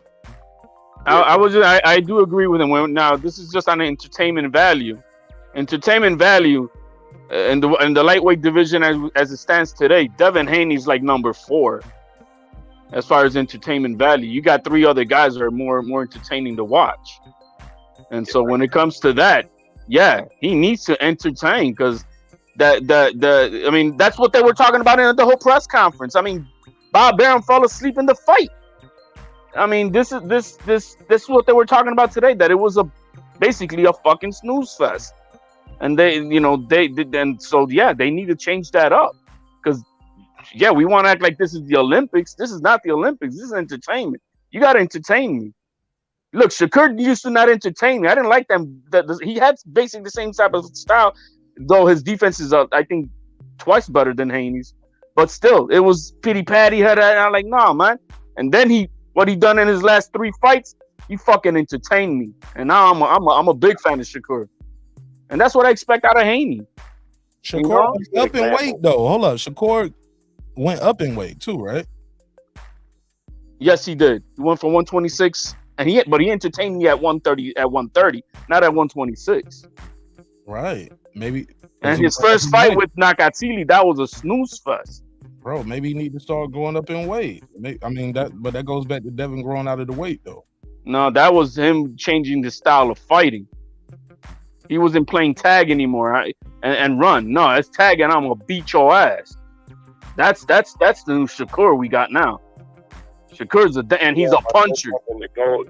Going up in the weight for Shakur probably helped him in being more aggressive too, because he might have been cutting too much weight. I think he's too big for 130.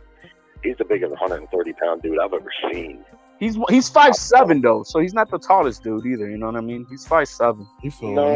But if you look at his shoulders and his upper body, to me, I think he could go right to 140 right now. I think they were keeping him down too low, and I think that is a majority of the reason. Because when he was able to add a little bit more weight, he's a little more stronger. Plus, he looks to me.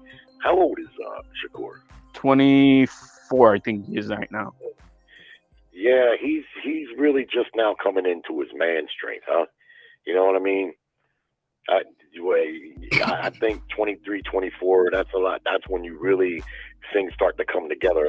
And when people talk about fighters being in their prime, oftentimes casual fans think that when a fighter's young, he's in his prime.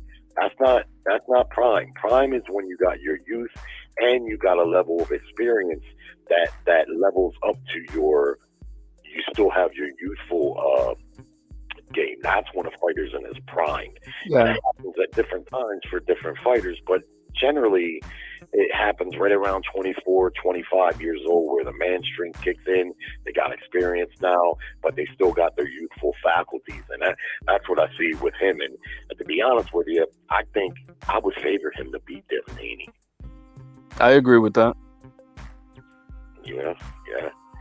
Yeah, but I mean, right now, if Haney fights the style that he did against Kambosos, it's going to be hard for anyone to beat him.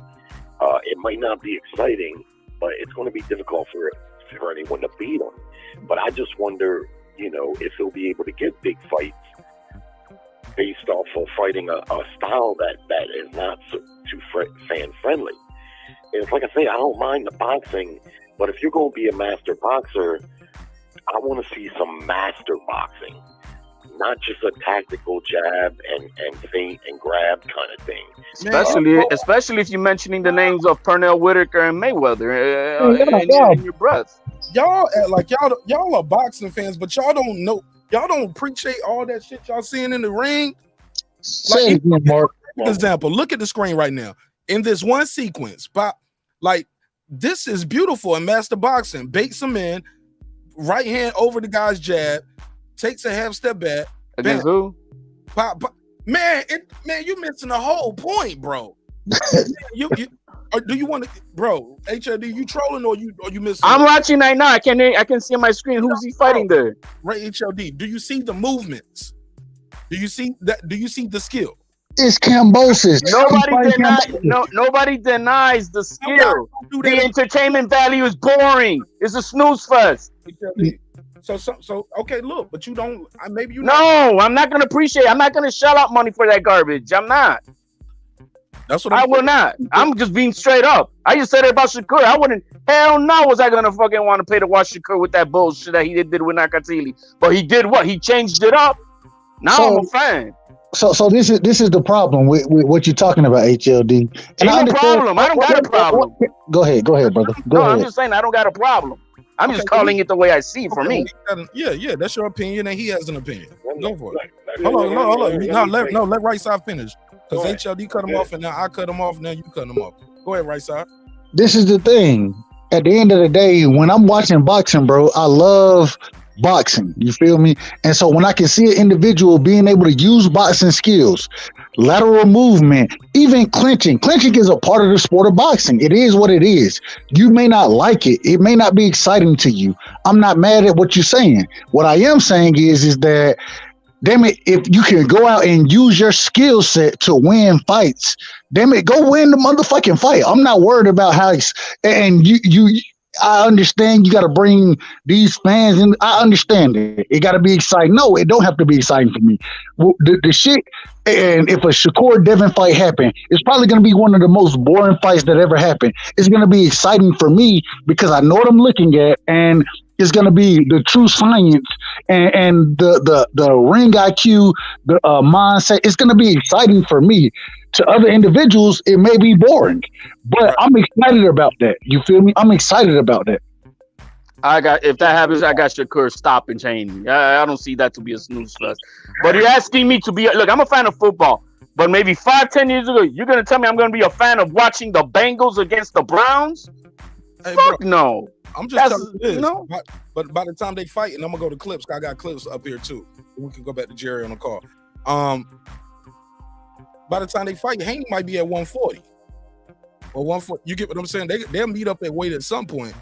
But if he comes up to 135 and y'all still expecting Haney to be making 135 around that time, well, you ducking if you move up in weight.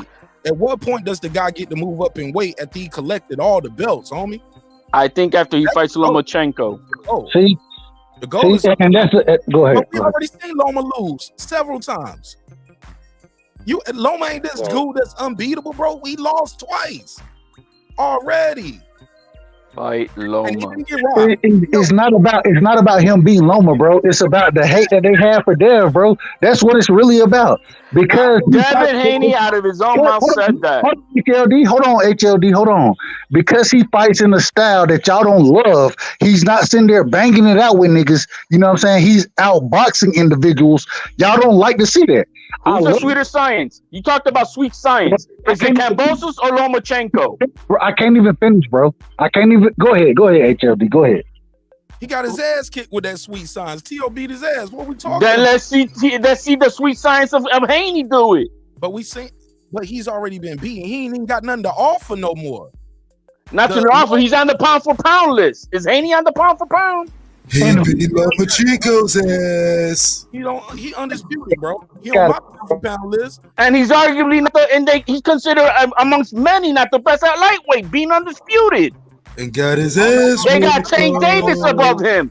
That's the problem. The problem with the sport that y'all don't love boxing. What y'all love is the way boxers fight. Y'all love style. Absolutely.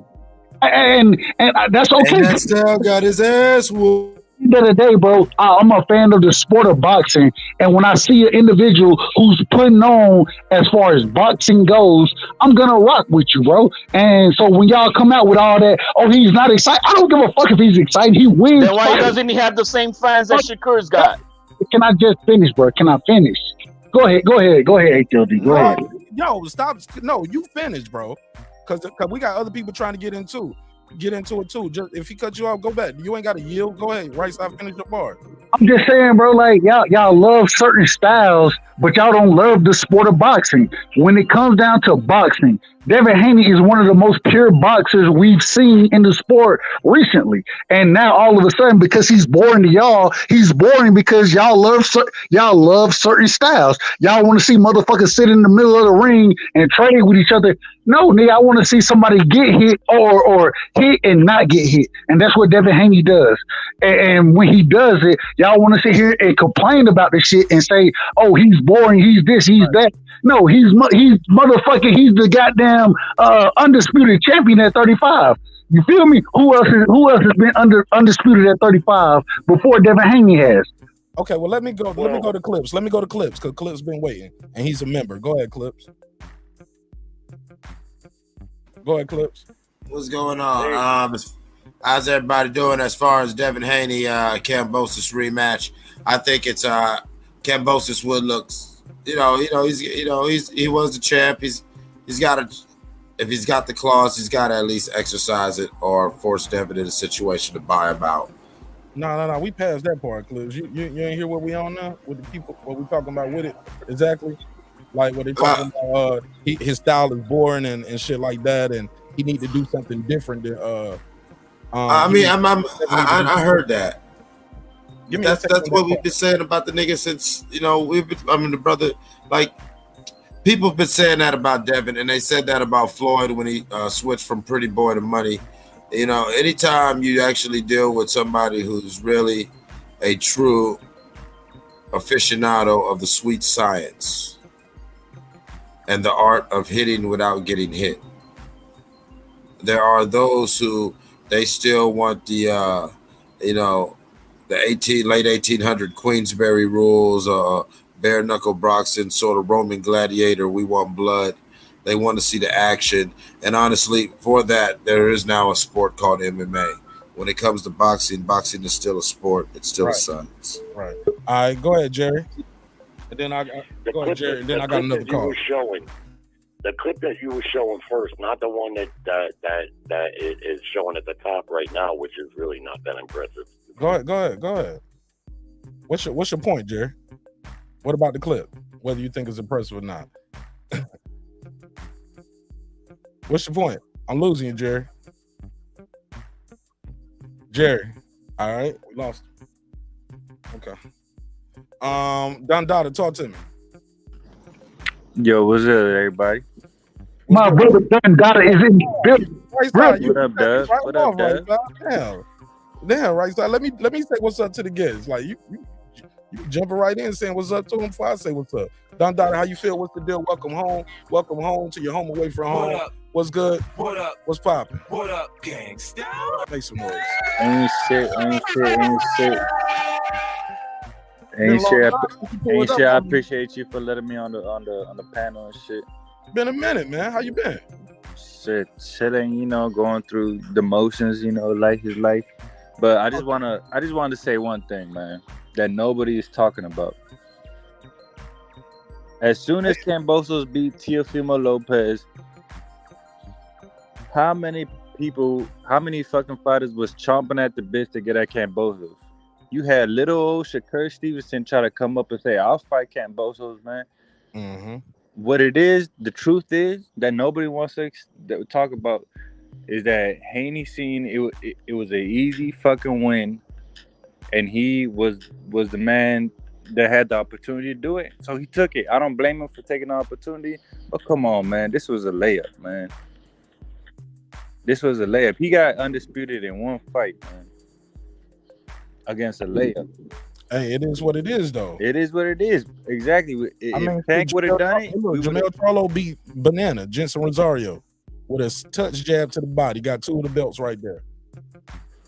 You get what I'm saying? Nobody talks about that. They just like, look, he beat Castaño, got undisputed. That's all that matters. Yeah, but he had a road to undisputed. Canelo had a road to undisputed. Crawford had a road to undisputed. All these guys had a road to undisputed. Usyk, this man Haney just happened to be at the right place at the right moment.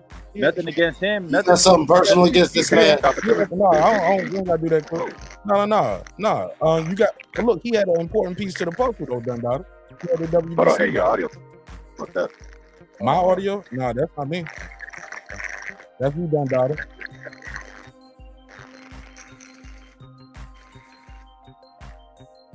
Yeah, Dundada, that's you. Check 1 2. Yeah. That's your audio. I'm gonna back out. I'm gonna back All out. right. Yeah, but look, if you see what I'm saying, though, people talking about now is how he got undisputed. If he lost, nobody would have said that. They would have said, damn, Kambosos is the real deal. Kambosos beat T.O., then beat Devin Haney. Or Devin went to Australia, got his ass kicked. Go ahead, HLD. Like, I think that I mean I understand what he's saying, but I think that's all water under the bridge because there's no point to that right now. Right now we're just talking about what's gonna happen with this fight, how's it gonna go play out, and what's the future of it. That's the way I'm just that's where I'm at right now. And there, like I said, what I think Devin Haney needs to do is one thing is to stick to what he's good at, and which is whatever that hit and run, and that's that, and just come back home. But I wish that he would, for entertainment value, knock this dude out, stop him, hurt him, beat him up worse than Teal did, because he sure as hell did it in the last fight. I want to see that. And he does have the talent to do it. So if you got the talent to do it, do it. Let's get it done. I want to see that. I want to be entertained. Make me a fan. Like, damn, man, he was boring then, but now this kid is blasting through people. That's what I want to see. Okay, but look, just because he's not blasting, and look, if he goes in there and blasts through people, you would say those guys ain't that good, HLD. It's boxing, and it's not called blast through people. Yeah, my man, it is blast through people, man. Pernell Whitaker blasting through people.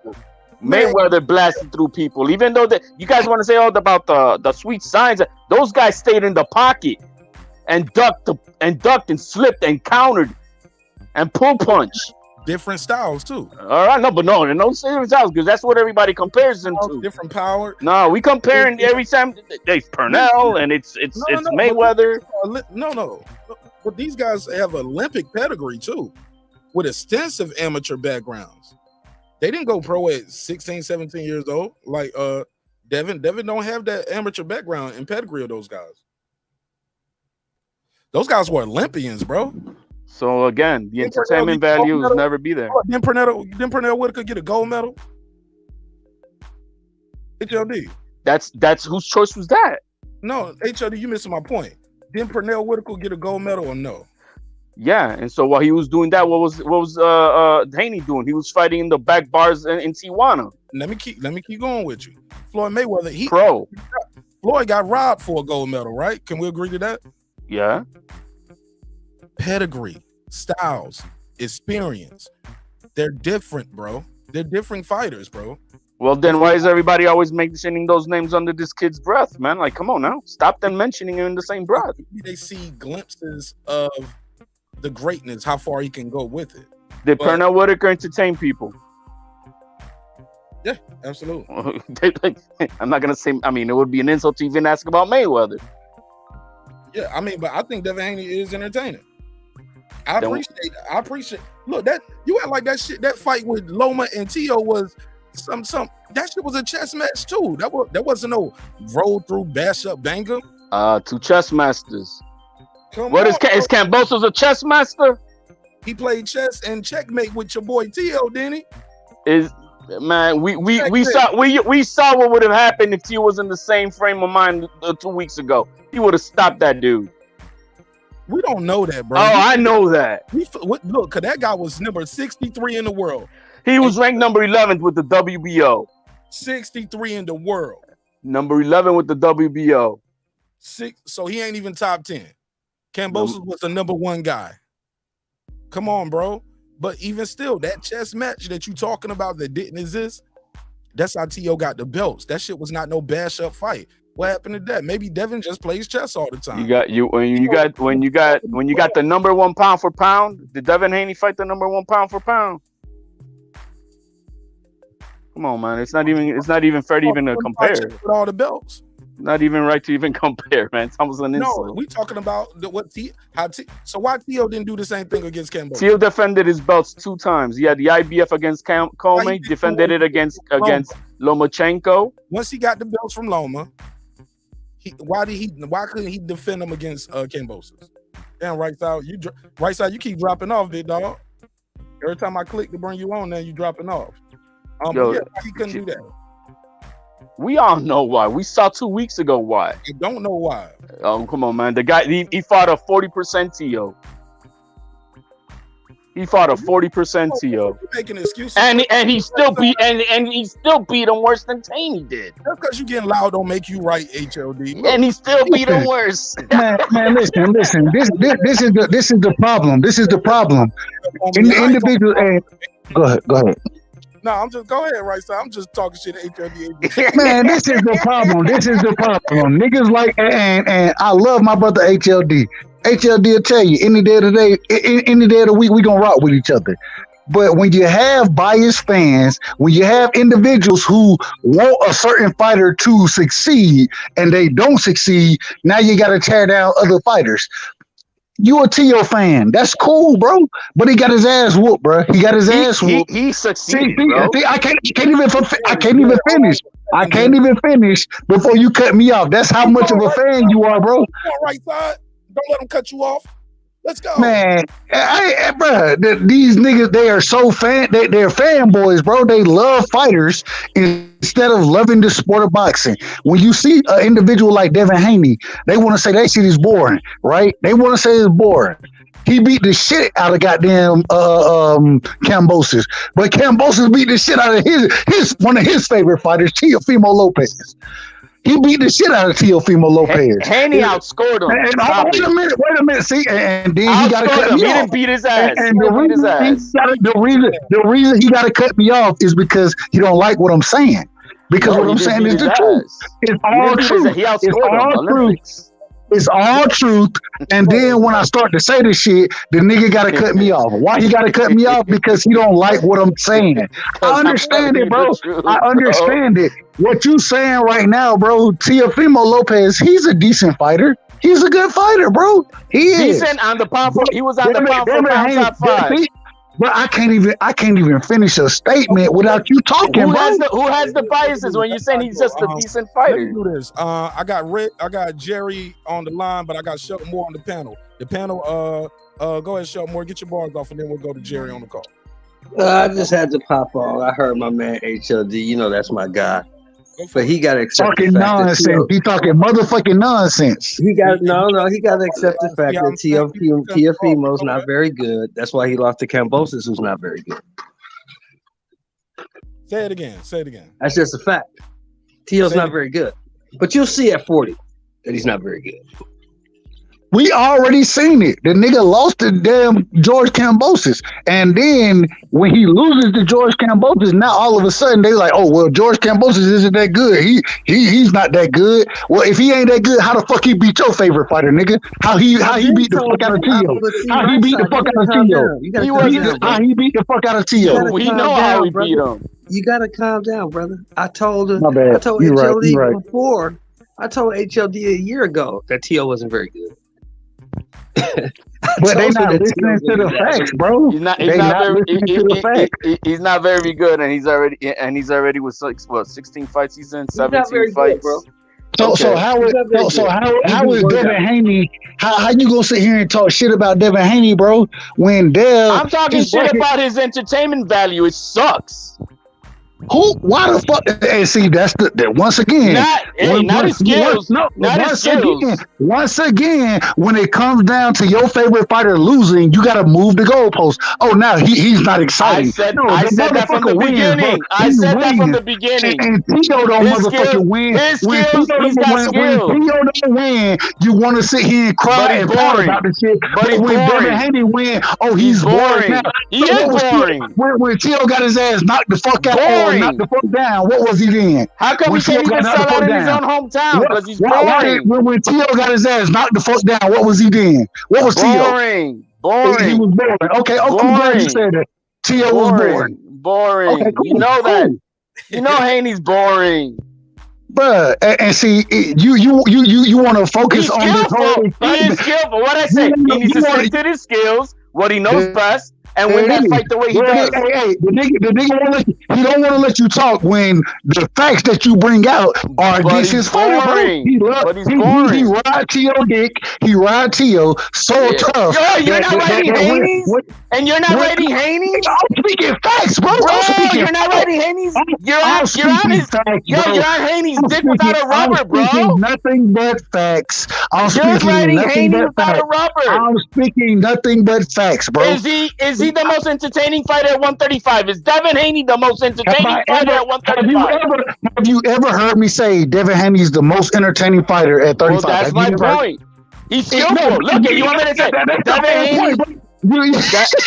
Devin Haney is skillful. Devin Haney is skillful, no doubt. But it's not about winning with you. It's not about winning with you. It's about your favorite fighter, quote unquote. All right, that's the round. That's the round. That's the round. That's the round. Yeah, man. That's Haney, bro. Haney's all right. He's a good fighter. He just hasn't been tested yet. That's all. Haney got to get tested. He hasn't been tested yet. Can I say it tonight, bro? I want to see the brother tested. I said that. Go ahead, Jerry. All right. Well, look, let me do a little mediating. Let's go, Jerry. He was showing a Devin Haney. He lands a right hand, a good overhand right pot shot, and then the next two punches, he's in retreat. Then he throws his arms up and goes into full retreat laterally. And the difference between Pernell Whitaker and Mayweather is they would have stayed right there in the pocket and threw some combinations and showed some defense and got off some combinations and stuff like that. Sir, that's why people say Haney is boring. Jerry. One, okay, left hook, right hand. What is that called? A combination, right? Facts. I'm talking about the one clip that you were showing. I got it on the screen now. I got it on the screen. Jerry. Boom. Right hand over the lazy jab. But look, hold up. But listen, you call that a retreat? Taking 2 steps. Hold up. He took 2 steps back. You call that retreat? Landed the punch, and he's the one backing up. Jerry, it's called being elusive. Wouldn't have done that. Hold up. Jerry, he evaded 2 punches. It doesn't matter what you say, Mark. It doesn't matter what you say. These niggas are gonna sit here. No, real quick. Everybody. Not real quick. Let me say it. I ain't gotta make no personal attacks. I don't say these niggas this, that. I'm gonna stick with the X and O's. It's on the screen. He throws a hold up. Okay, Jerry. Let me speak, Jerry.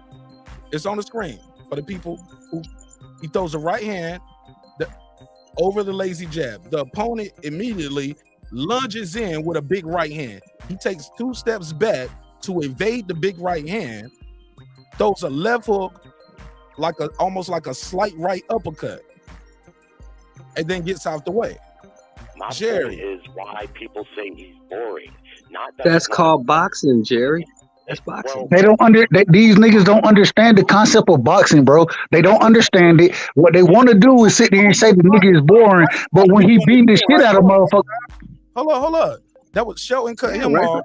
Hold up, Shelton cut him off, and then you jump right in with all of that. It's cool, man. I want Jerry to explain that to me. What's wrong with ducking back and evading right hand? Because this is what I'm saying. When we're talking about master boxing, how are you going to land a big shot and then immediately go into retreat? Whitaker didn't do that. Mayweather didn't do that. Mayweather would stand right in the middle of the ring, and he would use his defense and his combination punching and his pot shotting to capitalize on the offense. I'm not saying that what Haney does isn't effective, because like I said when I was talking to you earlier, fighting that way, he probably, I don't know who might be able to beat him, but that's not going to get you many fans, and people will say you are boring. So if what I'm saying is, once he landed that right hand, Kambosos jumps in. Yeah, I can see him looking to avoid those punches, but when he threw his arms up, Why are you backing up when you're the one that just landed the best punch? How come you're not standing your ground and letting off some combinations? I can answer that for you. I can answer it. I can answer it for you. If you notice the sequence on the screen, the right hand, the dude swoops in big right hand, left hook. He hit the dude with 2 punches. He didn't drop or wobble the dude. The dude is still a live dog and still strong in the fight. That is defense. Hold up. That is defense. What he's doing right there, that's defense. It's called lateral movement. When you said why he don't capitalize on his offense, see, Jerry, you don't even want me to talk now, Jerry. Jerry, you don't even want me to talk. So this is how we do it. I mean, I'm gonna talk all night. It's my show. But when I let you speak and I want to reply to what you're saying, you cut me off immediately. That's how. No, it's cool. That's cool. That's your call. It's cool because we got to get back to the panel. I'm seeing the clock. We almost done anyway. I appreciate you, man. Hit me on the next one. Yeah, that's how we do it. Keep moving. What I want to say is this is defense. Say it again, Mark. Say it again, Mark. Say it again. This is offense. He took the half step back. That was defense. Then he stopped, left hook, right uppercut, got out the way. That's offense. Switched immediately to defense, then back to offense, back to defense. What are we talking about here? It's on the screen. If you don't stand in the middle of the ring and trade with motherfuckers, then clearly you're not exciting in these individuals' opinion. They don't understand the sport of boxing. They don't understand the sport of boxing, and what they want to do is when you start to break this, when you start to slip shots. See, here we go. Shakur bobs and weaves, stays in the pocket, and makes you pay. When you start to break the shit down, they don't want to let you break it down. The reason they don't want to let you break it down is because when you see it, did you see Chocolatito? Go ahead, HLD. You just gonna keep talking, bro. Go ahead, bro. My man, did you see Chocolatito? That's a guy who's fighting today, nowadays. Did you see how he fought in his last fight? That's the sweet science of defense in the damn pocket. He got hit. He gets hit too. No, Chocolatito was, man, that was a masterful performance. And it's fine, right? But it's all about the opponent. It's styles make fights. Who you gonna fight? You don't fight every fight the same way, neither. Well, Haney does.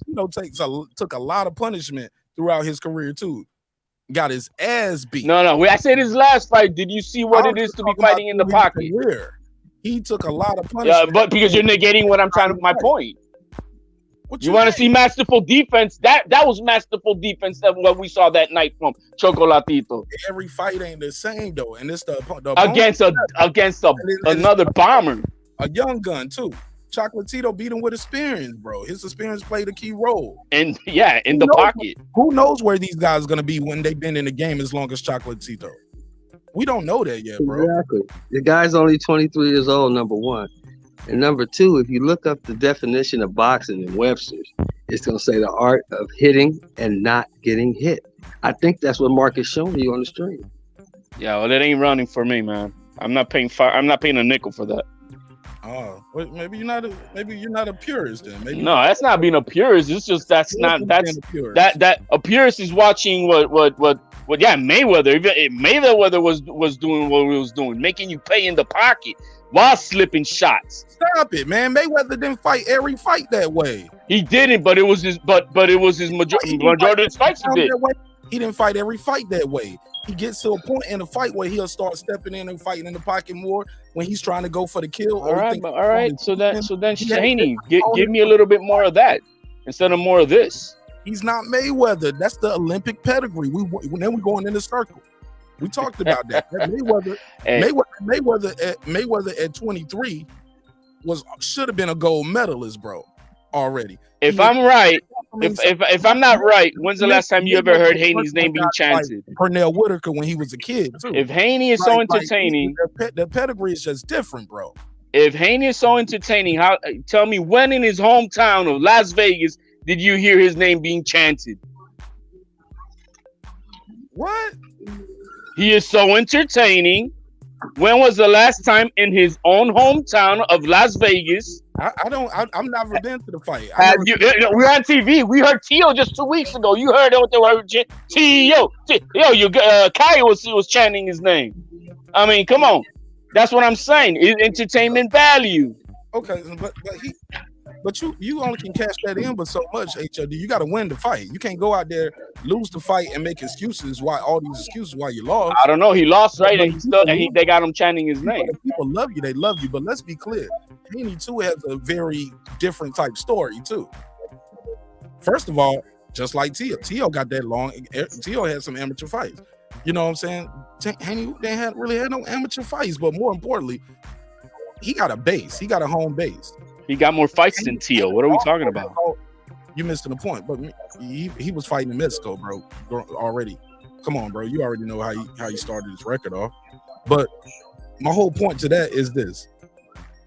When you're dealing with a guy who's he from the Bay, right? But he's based in Vegas. And you're dealing with the stigma of people telling you and telling the boxing world you're an email champion.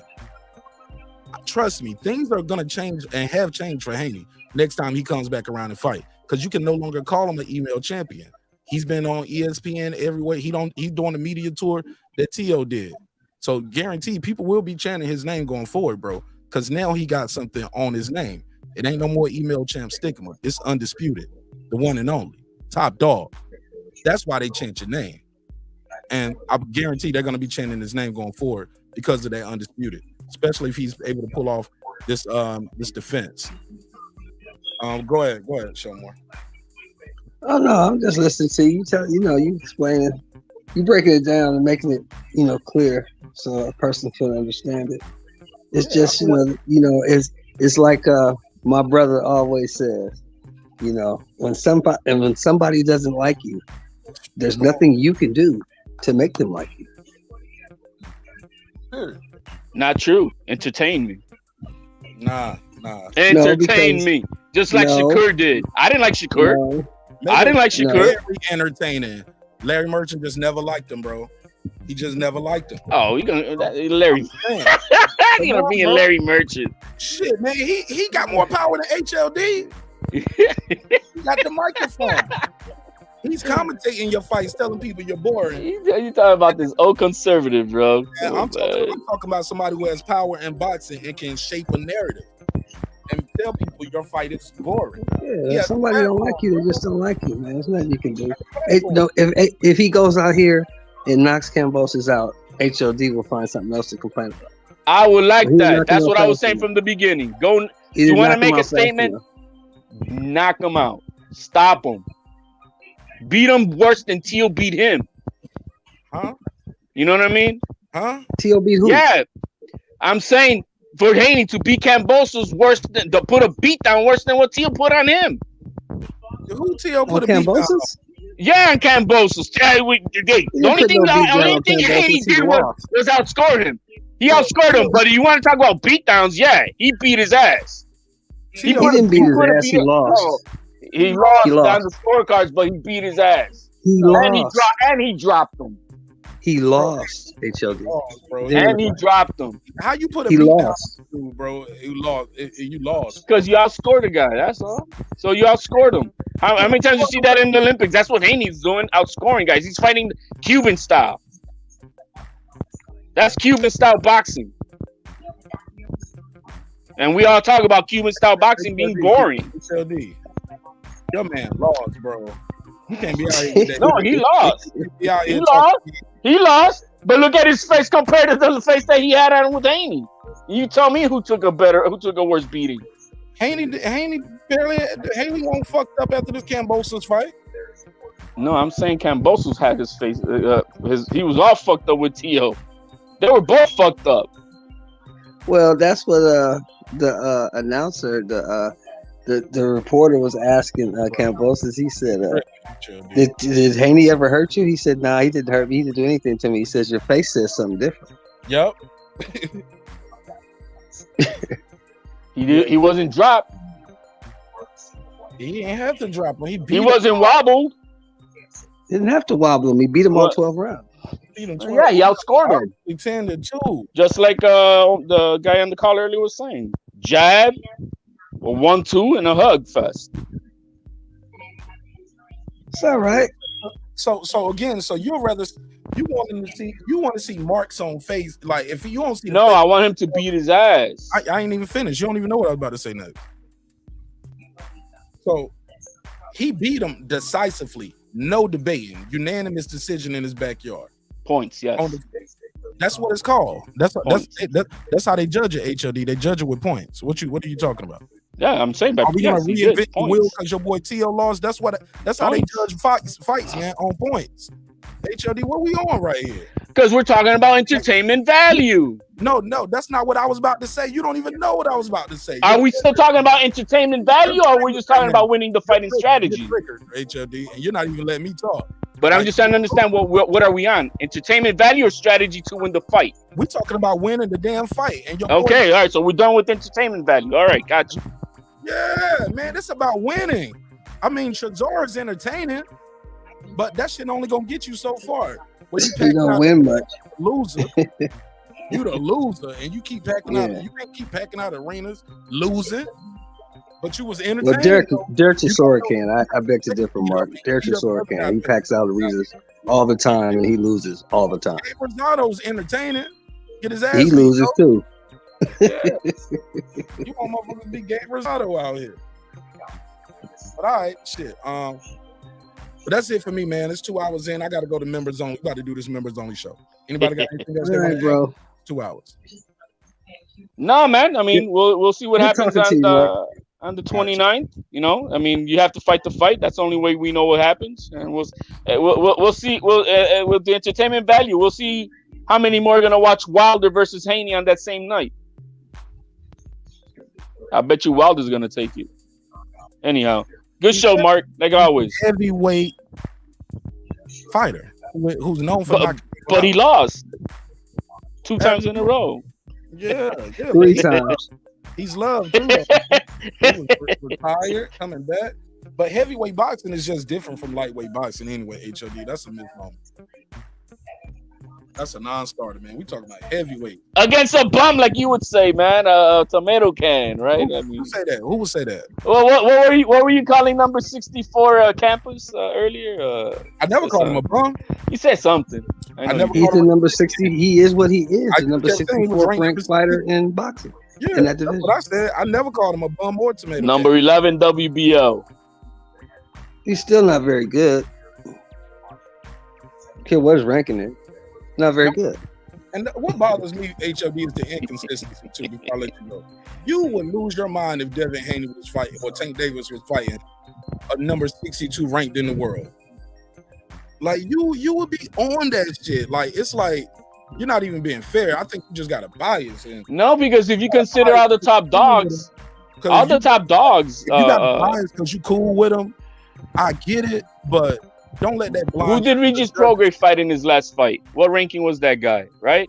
I mean, after a loss, everybody takes on a pretty much. That's customary of promoters with their fighters is to take a tune-up fight. It is. Smart.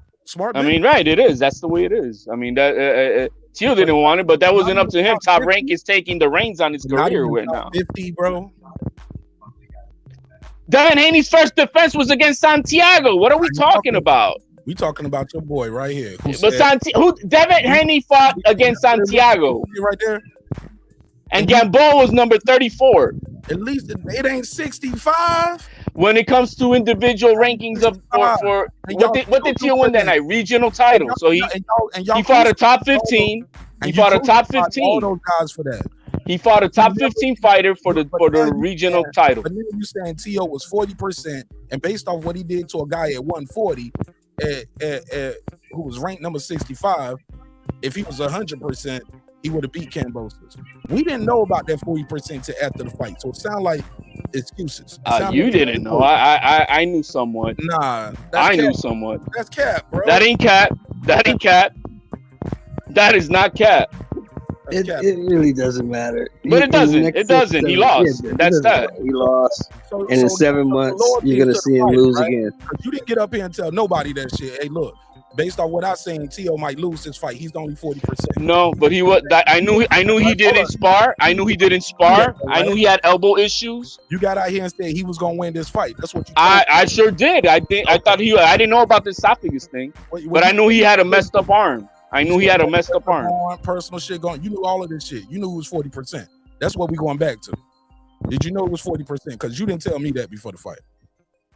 I thought his 75%, 80% would be Kambosos, but that's what I thought he was going into. No, you said he was 40%. Stop. That's after we found out that what he had with his esophagus, with his wrist and elbow issues. With his wrist and elbow issues, that's why he didn't spar in that fight. He really didn't spar. Right. I knew that. That wasn't to be I wasn't gonna put that business out there. But if you go back to that fight, you go out sources say type shit. No, man. There's certain things. There's certain things you just don't, man. Mark, you tell me something in private, and that's in private. I'm not gonna. My source told me. I'm not a reporter. You know what I mean? Or you loyal to boxing in the sport? I'm telling the truth. No, I'm not loyal to him. I'm loyal to myself. I don't give a fuck about. I'm not a simp to the sport. I am not a simp to the sport. Ain't a simp to the sport. To me, it is. No, telling people the truth. No, not omitting. I wasn't omitting things. That's all. All right. That's called loyalty and respect to the person I'm talking to. That's all. Yeah, your mic is starting to trip too. No, my bad. Yeah. Mark, anyway, man, good show, man. It was very entertaining. God bless everyone on the chat. Hit the subscribe button. Mark Nash, as always, man. Thank you, bro. Man, I enjoyed this conversation, HLD. It was a little high and heavy, a little spicy, a little bit at times, but it's all good. Absolutely, my man. God bless, all right? All right, look, well, appreciate y'all tuning in to another great episode of Breaking Beats. You already know what we do. As soon as we end this one, we will be starting a members only this month only for the month of August. You can join members only and check the post-game show. I believe it's $1.50. So there you go. Or $1.25, some shit like that. So sign up for members only. Get your first month half off on the first level and second and third levels and so on, right? So about to get that popping. He said, where did everyone go? I'm ending the show, Jose Gomez. We've been here for 2 hours. And I got to do a members only post-game show, which is usually about an hour. So yeah. I'm spending my time and energy rocking with those who rocking with me. So yeah. So with that said, let me get that popping. We're going to go over the members only. We're going to start the members only post-game show. If I see you on the live, that's cool. But I got to do the members post game show for the people who spend their time, energy, and money helping me keep the lights on over here. So with that said, let me do a big old roll call and shout out to the members. Shout out to Matty Yoel. What up? Deuce Times. What up? Brandon Washington. What up? Born Supreme. What up? Carmen Serene. What up? Lisa Bells. What up? That guy Eclipse 330. What up? Ace Retro. What up? Lady Shan Dundam Season. What up? Dub Right Side. What up? Jake Lago. What up? Rod of the Storm. What up? My boy the Boxing Lounge. What up? Tank the Sweet Science Examiner. What up? Puro. What up? D Bevel the Champ. What up? Rob G. What up? And of course, Derek Lincoln. What up, gangsta? Man, I appreciate y'all supporting the show in a major way. We out, man. I'm gonna do a pop-up. Nope, I'm not doing the members only. So yeah. I do the members only show starting now. Thank y'all for your time, your energy. Remember, dreams require your sleep, goals require your effort, and you can get that t-shirt and that hoodie at marknash.com. marknash.com. We also have other merch and ideas and little things for your coffee mugs, hats, all that stuff. So check us out. Got the dreams require your sleep, goals require effort. What can I say? Yeah. We're gonna have a good time on the members only show. Look, sometimes when we having these conversations about boxing, shit get a little crazy, get a little high, a little heavy, but yeah. Always remember this. Never forget, homie. I built this shit. Me. Brick by brick. And I'll be damned if I let you tear it down just because you don't like the way another nigga talk. Drive, man. We about to start members only right now. Let's get it.